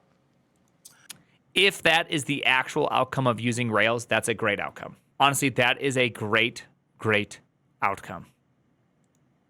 So that's authentication. Another thing, which actually has nothing really to do with the overall topic, but I'm just so proud of it, is PropShaft.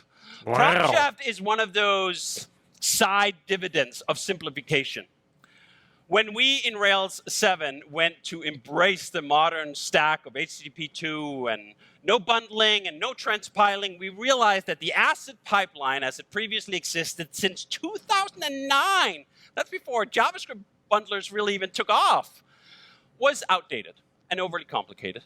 And PropShaft is one of those beautiful moments of a clean sheet of paper, which is also going to be a thread that goes through the rest of the presentation here. I don't know what PropShaft is. A clean sheet of paper where we just solve for the context we have today without carrying over any of the old baggage. And it's also beautiful. And I also know this because I also wrote it. And it's really... Dude, bro is just doing the Obama medal over and over again. Oh, and I wrote this one too. Oh, it's so nice. Oh, I'm loving that. I am absolutely loving that. All right, I have to go get some water because my throat is about to explode. So I'll be right back.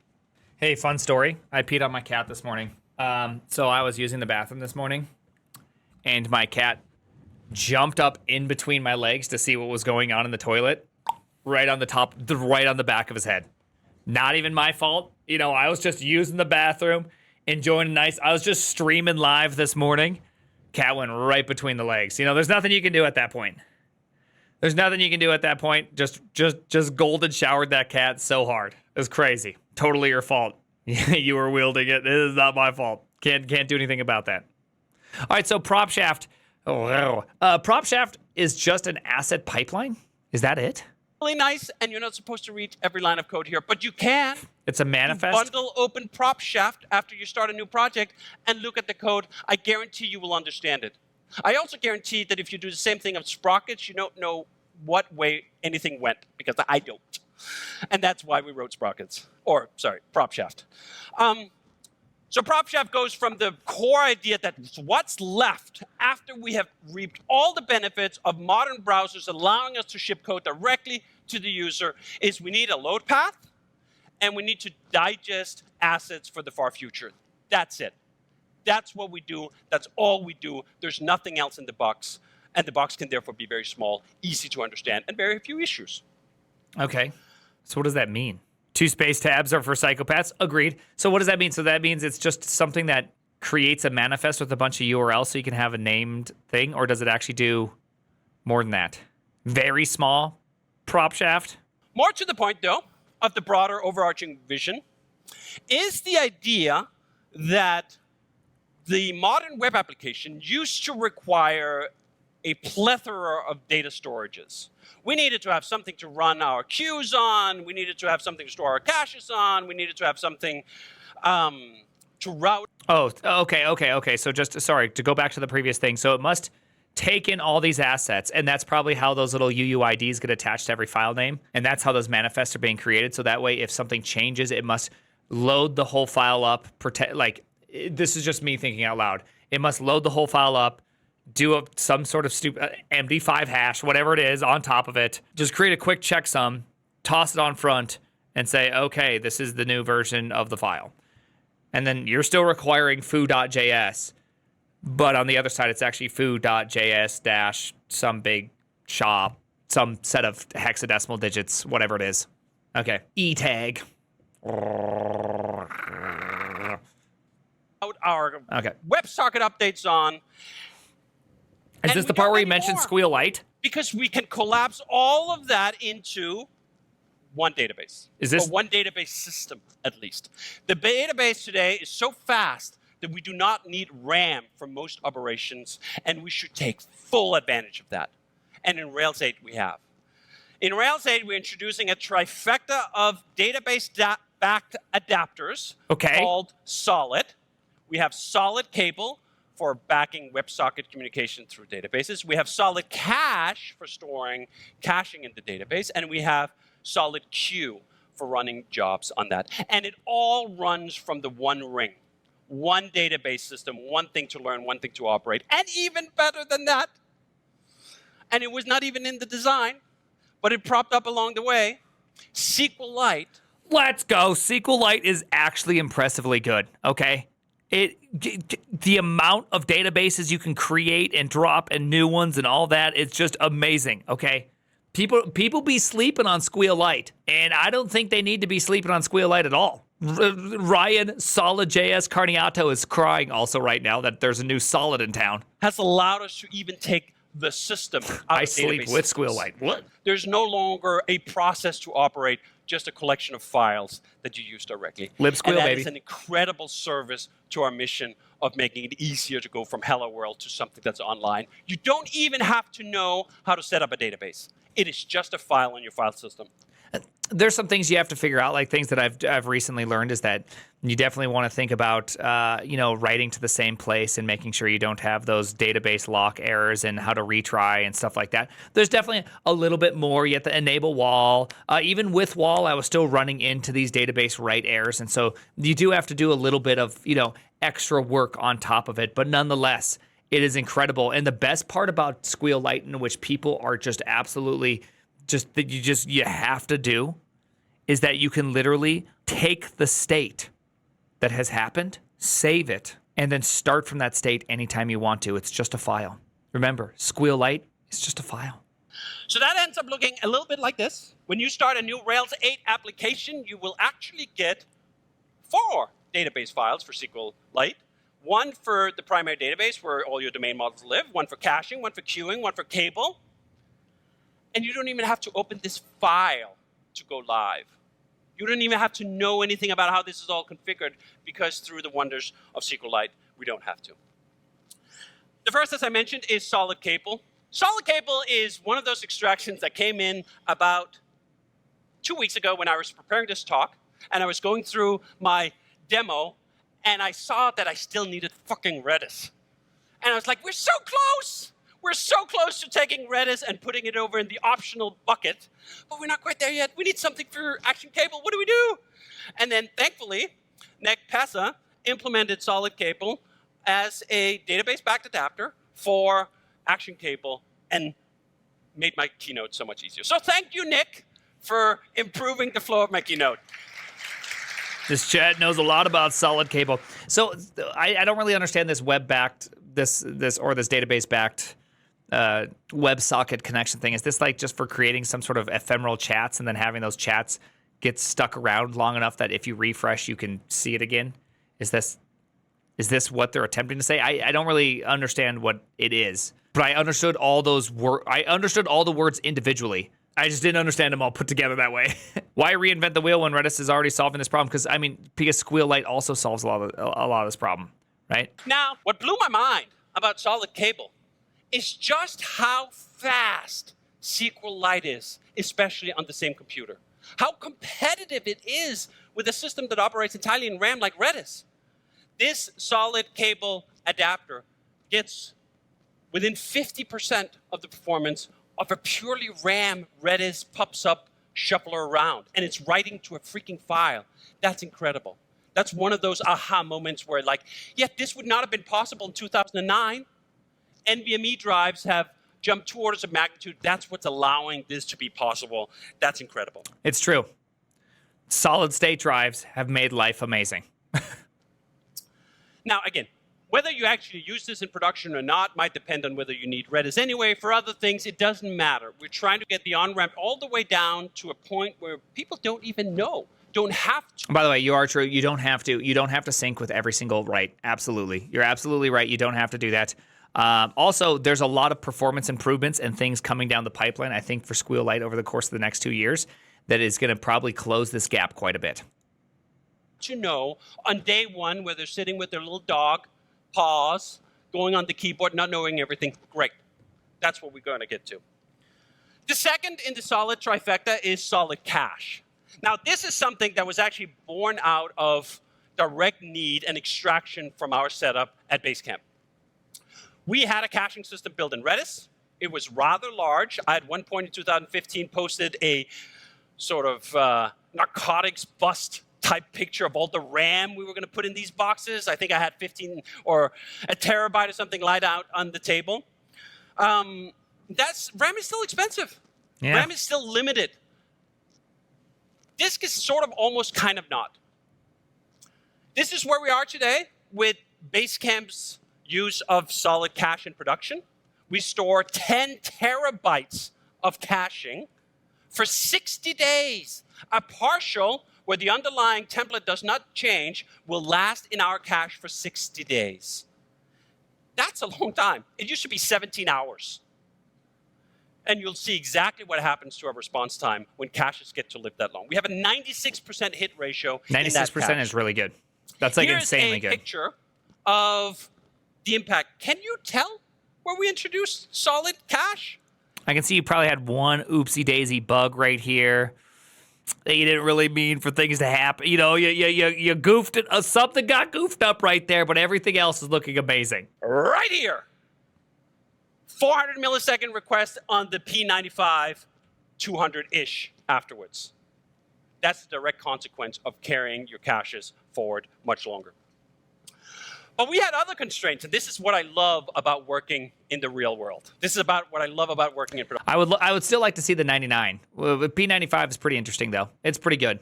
The 99 gets real interesting. It's not just about gaming some benchmark. One of the problems we had when we introduced Hey was this question. My wife actually posed me when I encouraged her to sign up for the beta version of Hey. Can your employees read my email? And I was like, well, I mean,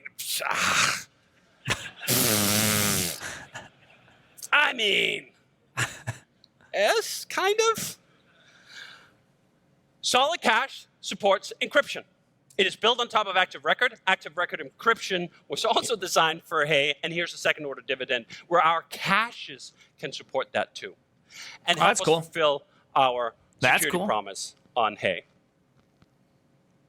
And it allows us to operate Hey exactly in a way that's a little better than on whether programmers can see sensitive personal data when they're doing their normal operations of keeping systems alive. That's good. It is a big leap forward for privacy, and I hope it's something more people adopt. Retention is related to this. If you sign up for Hey, you use it for a while, and you delete your account, what happens? Well, not what happens at Hey, I'm going to tell you that. What happens at most companies when you delete your account? A little Boolean is set that says delete it.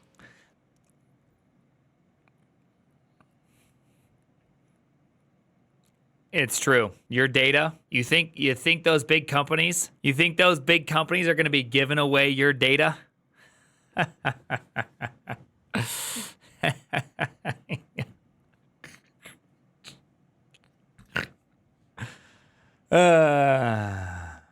not fucking deleted. It's still in there. They can still get at it. I don't like that. When I say delete, I want to know that at some point, at least, it is gone. We back that warranty, if you will, in Hey with a specific 60 days. If you delete your stuff in 60 days, it'll be out of our logs, it'll be out of our everything, out of our database, out of our cache. So we need to back that up with a feature. This is how that looks. We have a big disk, a big cache, 10 terabytes, but we're only going to allow anything to live for a maximum of 60 days because that's our retention policy. What I also like about solid cache, being built on the rigor of Active Record, is that you have the power of Active Record underneath it. You can shard. You can take this far beyond 10 terabytes of storage if you need to. I've never played with Active Record, but I've heard multiple people tell me how awesome Active Record is. That it's like the best. It is not constrained by a single machine. And here, the crown jewel of the solid trifecta. About 18 months ago, I looked at this when we were starting a new application, and I thought, no, I don't want that. I do not want 1, 2, 3, 4, 5, 6, 7 fucking gems added just so I can process jobs in a new application. And what, 1, 2, 4 of them are private forks? What's going on? This is broken. No, we are going to take a clean sheet of paper and we're going to write down what we're going to do.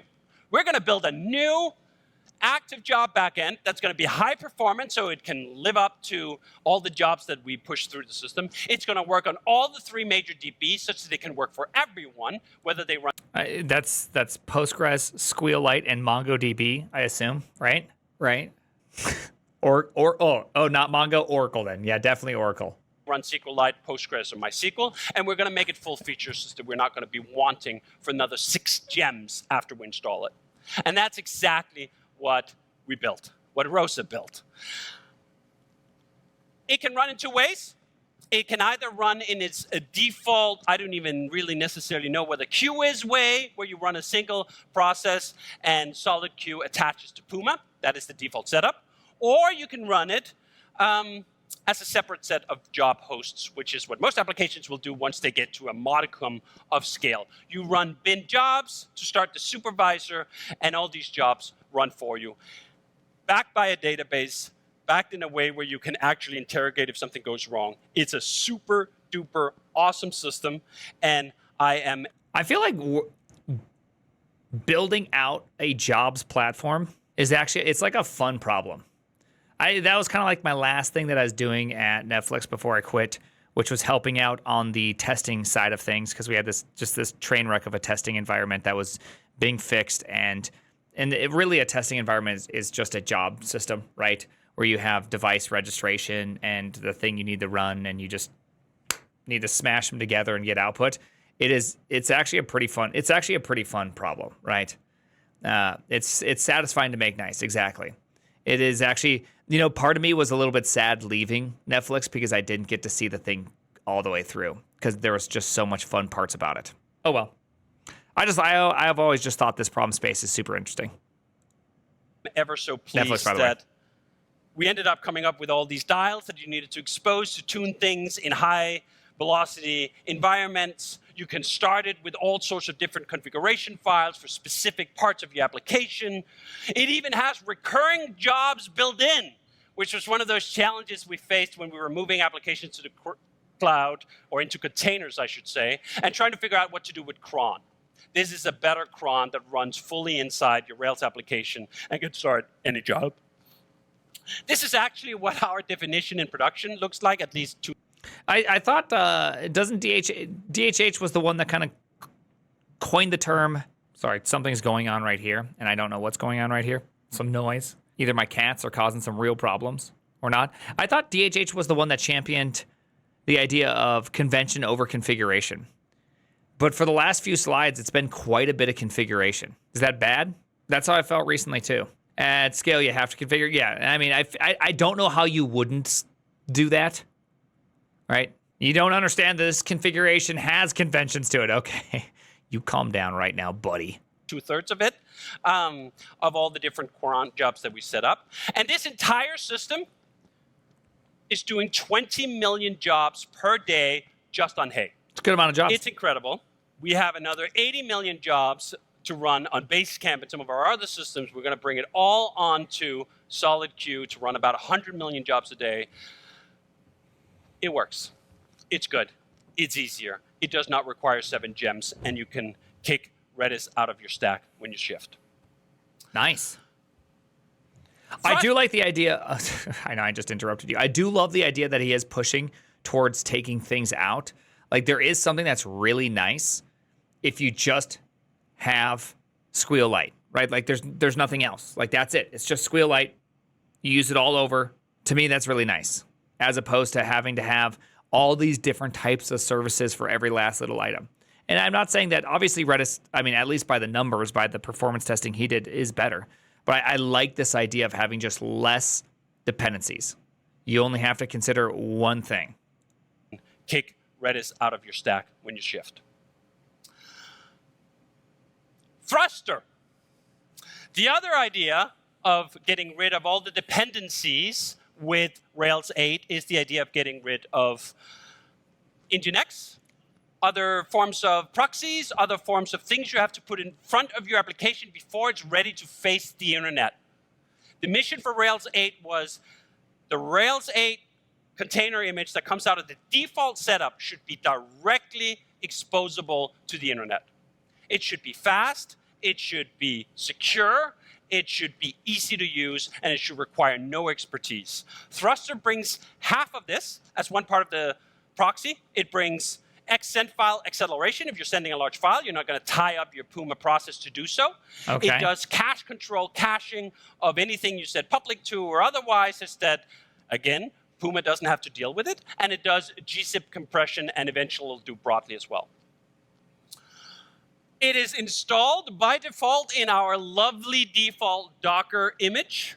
Down here on the expose 80, or just below the expose 80, you run thrust right in front of your Puma, and you just get... Do you need to have a prop shaft in between your Puma and your thrusting? Like, how does this work? Like, how does this all work? I'm a little confused on that one. Where does the prop shaft come into place? And is it the thing you're thrusting? I'm a little confused right now, but I'm sure I'll get this. Get all this stuff. Thrust is entirely no config by default. It is just one command. You run in front of Puma, and you get all the good stuff. It's pretty damn nice. It's also written in Go. Go is a very nice language for writing proxies. And by the way, that's like the next thing I want to write on this on the stream. It's a proxy. Now that we just got done getting finished up with Vim Arcade, which has been running and has done a fairly good job of actually creating a bunch of servers and closing and not closing and running and all the fun stuff. I'm actually very curious to see this thing go on. I believe I've made it all the way to the end. I did a million connections all the way up to 1 million without it failing. So I feel like this is going to be a fun time to now go to the next level, which is the proxy. I want to be able to proxy out my games so that I can run them and not die. I think that'd be a lot of fun. I want to be able to have like UUIDs, and the UUIDs actually route to specific games, and they actually go to each one of the places. And so new games can be created, and I can figure out fun ways to do multiplayer, right? Anyways, I don't know how to do any of the proxy stuff. I've never built the proxy myself. I understand it with box and arrows, but I don't understand anything else about it. So it seems like it'd be a really fun. It seems like it'd be a really, really fun. You can proxy these nuts on your chin from your angle. Got it, buddy. Proudly something that we employ in the Rails stack by default. Here's a part of the Rails stack. It's written in Go because Go is better at that part. Let's do that. He's right. Go is better. It's really fast. Yeah. In Kevin's testing on his personal laptop, he was pulling 60,000 requests per second. Now, I know you could run all of Shopify on your laptop in the corner if you just wrote it in Rust. I know that's possible, or at least that's what people on the fucking internet tells me. But I might write my proxy in Rust, though, just to try it out. You know what I mean? Just to see if we can do it, okay? But I love this. I'm loving this. I love this take, dude. It sounds so good. It's so good. It's such a W. Go is just enjoyable. I'm glad that he didn't go. Fantastic. This is not going to be your bottleneck. That's all that matters. This is not going to be your bottleneck. Yeah. We have Kamal 2. This is how you're going to get your application into the cloud, or into your own hardware, or into any container, or into anywhere you want to put it, because we're not going to tie ourselves up on a pass. Kamal Harris 2? It was the missing element from us to go from declaration, we're leaving the cloud! And that was step 1. And then I had step 2, question mark, question mark, question mark. How are we going to do that? To profit. And the missing bit was introducing Kamal.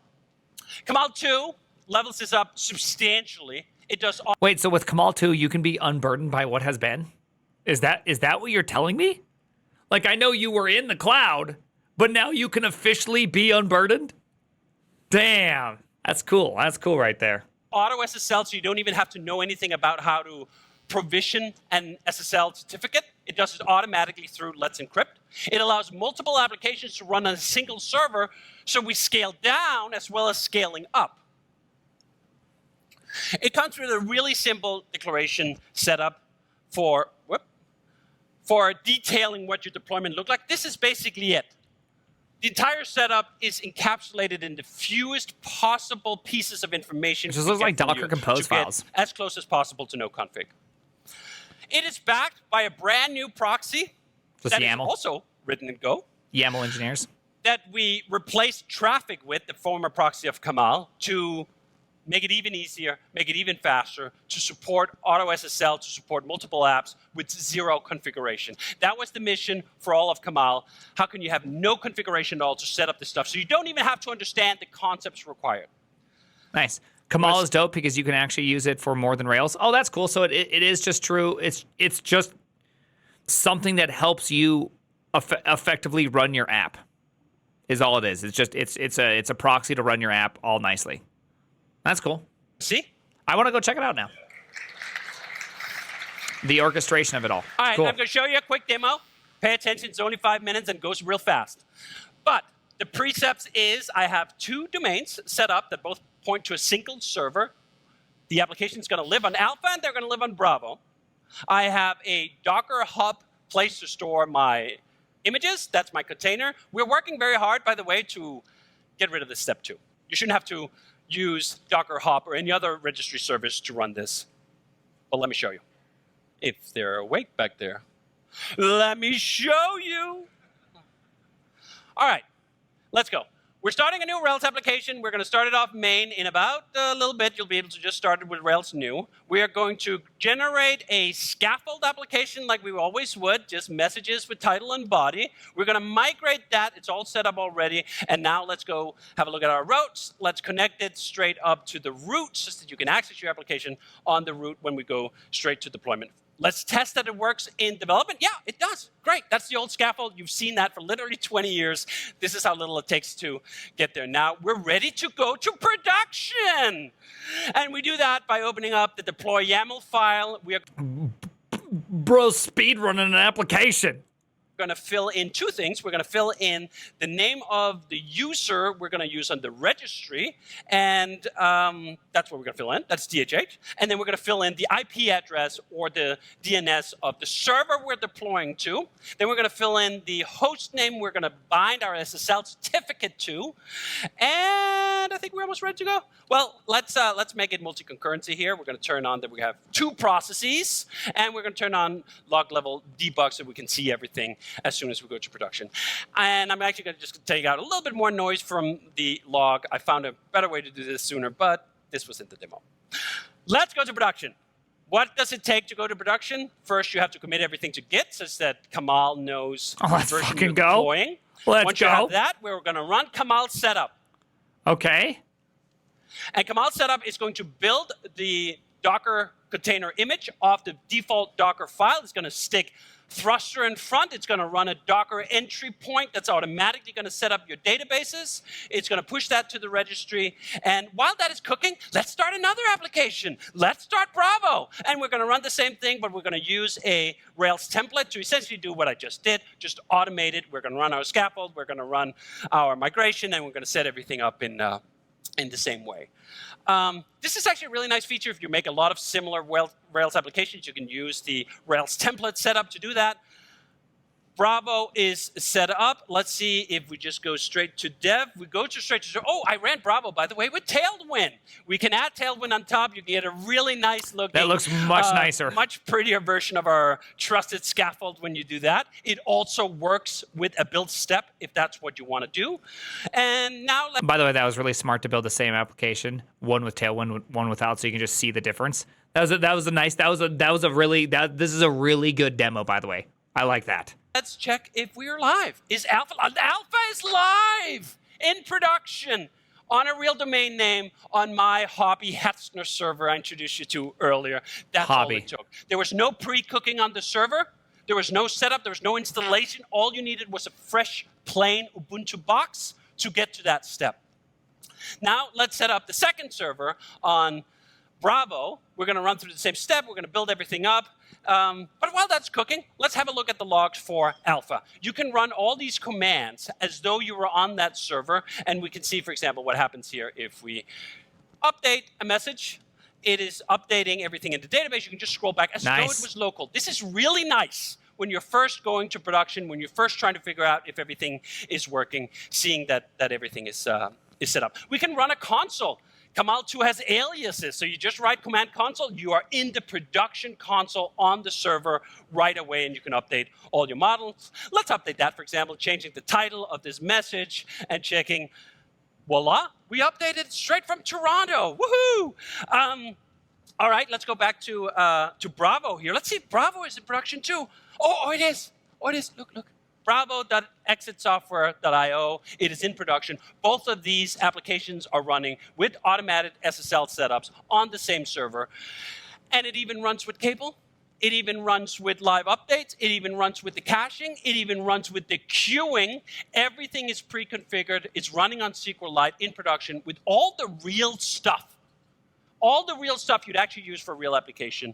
It's kind of incredible. Now we can go back here and see you got the supervisor entering something in the log. So you see that's alive. Let's do an update and go back here and see we have an insert into the solid queue jobs. It actually ran the real job. The job queue is set up. It actually does run. And it does the action cable updates over action cable that again flows through solid cable. And then we can remove it all. That's it. Kamal, remove Y. Now, to be completely fair, for me to do the exact same thing, this would take like a full day. I'd have to read a lot of documentation. Okay, this is what knowing your tools. This is the benefit of knowing your tools. I guess it's pre-recorded, so it makes sense. Yes, it is all It is all pre-recorded. You even saw like one of the things said took 60 seconds, right? And they just dropped the 60-second part. But the idea of being able to know your tools and run quickly is pretty nice, right? It is pretty nice to be able to speed run these things. We're cleaning the box again from our entire application. And if you just remove one, you're going to get a bad gateway with this beautiful 502 from kind of looks like a proxy. And that's it. Was that VCL? Was that got a little VCL right in the background? What a lovely cone. Or VLC, sorry, now, VLC, yeah. If you watched the original Rails video, we spent 15 minutes making one application and did not go into production. That was 2005. Now we spend 5 minutes taking 2 applications all the way to production, and one of them even looked rather nice with Tailwind. Yeah. That is a compression factor of 6. We have compressed complexity by an order of 6 times over what we used to have to get to production. Yet somehow it still actually looks familiar. He did that on purpose, I swear. This man knows. He knows things, okay? He knows things, and you know he knows things. You don't just put that up there for no reason, okay? Brazil is actually mentioned. Let's go. Brazil, Are these some Brazil mentions? These are definitely some Brazil mentions. Let's go. Let's go, Brazil mentioned. Let's go. Let's go. Brazil. This is almost the original scaffold that we have. So that is Rails 8. We have authentication. We have a new asset pipeline. We have a solid trifecta. We have a thruster. We have Kamal 2. And it's giving us no build. It's giving no pass. It's incredible. And it's going to be available today in its first beta shipping momentarily. Raphael, right? Yes? Great. Right now.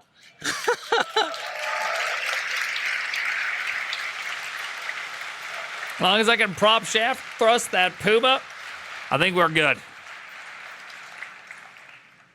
Not only is Rails 8 going live, Kamal 2 is shipping today in final form momentarily.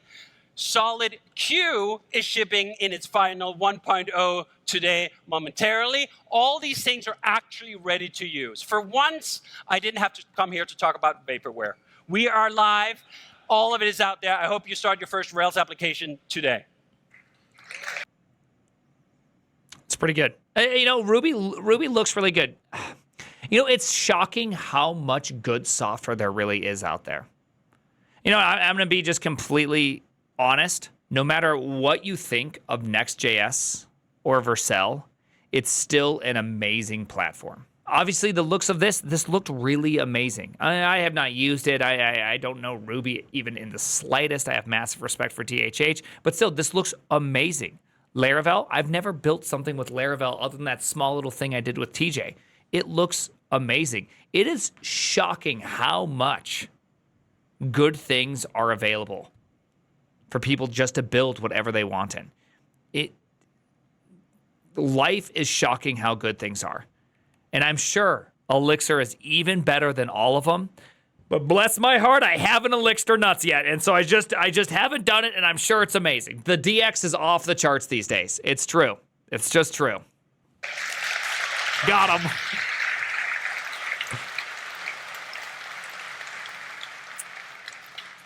Now, I'm already 3 minutes overdue, but I wanted to give you a little taste. Do you want a little taste? Wow, we're already up to 8.1. All right. There are a bunch of things I would have liked to have in Rails 8. We already jam-packed it full of goodies. But I would also have liked to have Action Notifier. Action Notifier is a new framework we've been cooking to do web push notifications so that we can get away from needing native applications. It's going to be great. We already run it. You already use it. If you have been on Campfire, the company, or not company, the conference chat, you are getting push notification if you sign up for them through the early version of Action Notifier that lives inside of Campfire.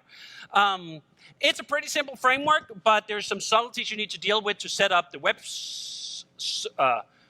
service workers is what they're called. The service workers, connecting that to a subscription, sending it all out, making it reliable. We're going to wrap it up. Nobody still knows how service workers work. I know they exist, and I'm sure that same guy that writes all the regexes on Stack Overflow also knows how service workers work. But like that's it. It's unfortunate. It's really unfortunate. It's how the world works. You know. I know they do. I know they exist. It's just that they're not actually possible. It all up. The code is all there. It's incredible. Active Record Search is a new project. We started on the same premise, from the same idea that what gives us bad vibes when we go to production? Elasticsearch. Elasticsearch is a wonderful piece of end-user functionality, and it tortures methods for developers and operators. We're going to solve that because most people do not need all the firepower of Elasticsearch. They just need to search their active records. We can solve that problem in an iota of the complexity. Active record search is going to be exactly that. It's going to look something like this. You're going to declare which variables or which attributes are searchable, how they're searchable. Oh, nice. You're going to search it like this post-search announcement. Wouldn't that be nice if that was all you had to set up? Wouldn't that be nice if it was just out of the box available right away? Yes, it would. It would be very nice and all. These are the three main methods we're using it. We are, again, like all the other solids. Well, I say all the other solids. This was called solid search until I realized, you know what? That doesn't make any sense. Active Record is already a database. This is not an adapter for another database. So now it's Active Record Search, but it's built on top of it. It's doing just these things. And finally, We have action text, which is something we've used in all our applications, but in our latest applications, we are using action text with Markdown. Markdown is a wonderful format for formatting text. A lot of people would prefer that over WYSIWYG editor. We're going to build that straight into action text, they do. and it's going to be called House MD. How is House Markdown not already a thing? How is House Markdown not already existing? It is now. Copyright. It's a little bit close. But dude, that's crazy that House isn't just already an open source thing. House is already powering WriteBook, a once application that is actually free. You can download that. Actually, can we take a pause? Can we all just agree that Jira's editor is the single worst thing that has pretty much ever existed, and you never quite get it right, and eventually you just end up deleting huge swaths of your text and restarting it all over again because you can't quite get the things to work. And this whole idea of squirrely brace, code squirrely brace, and you got to put it on both sides. It's just, I just hate it. I hate everything about it. I never want to ever look at it again in my lifetime. Why not just Markdown? Please stop with these WYSIWYG editors. They never work well. And the worst. I mean, to be fair, the worst one was Confluence, but nobody likes Confluence. I try to avoid Confluence the most I can. Every time I say that, I say Confluence is the worst. Someone always comes in being like, well, actually, Confluence isn't that bad. No, Confluence is that bad, okay? Confluence is horrible. Stop it. Rich text editors are awful. Just stop. We don't need it. We don't want it. Just get the hell out of here, okay? We don't need this. Our life can be so much better. I like Confluence. Shut up! You can see how it works. You can see House, all the sources in there. That's a small taste of Rails 8.1. We have so much good stuff in store. Kamal 2.1, plenty of things coming, but I'm just going to digest it all for a moment and enjoy my red circle. That's it. Thank you.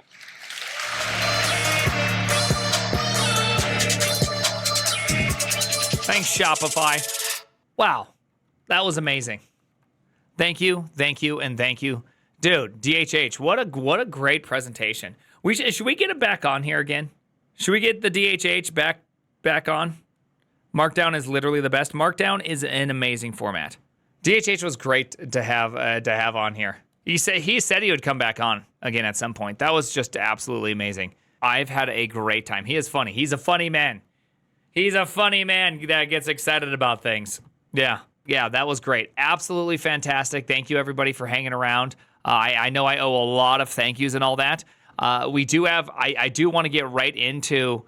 There was something else that I saw in here that just looked so exciting, and I wanted to look at it. Where did it go? There's something I really, and it was only a couple moments. It was like C++ Bjarn, creator of C++.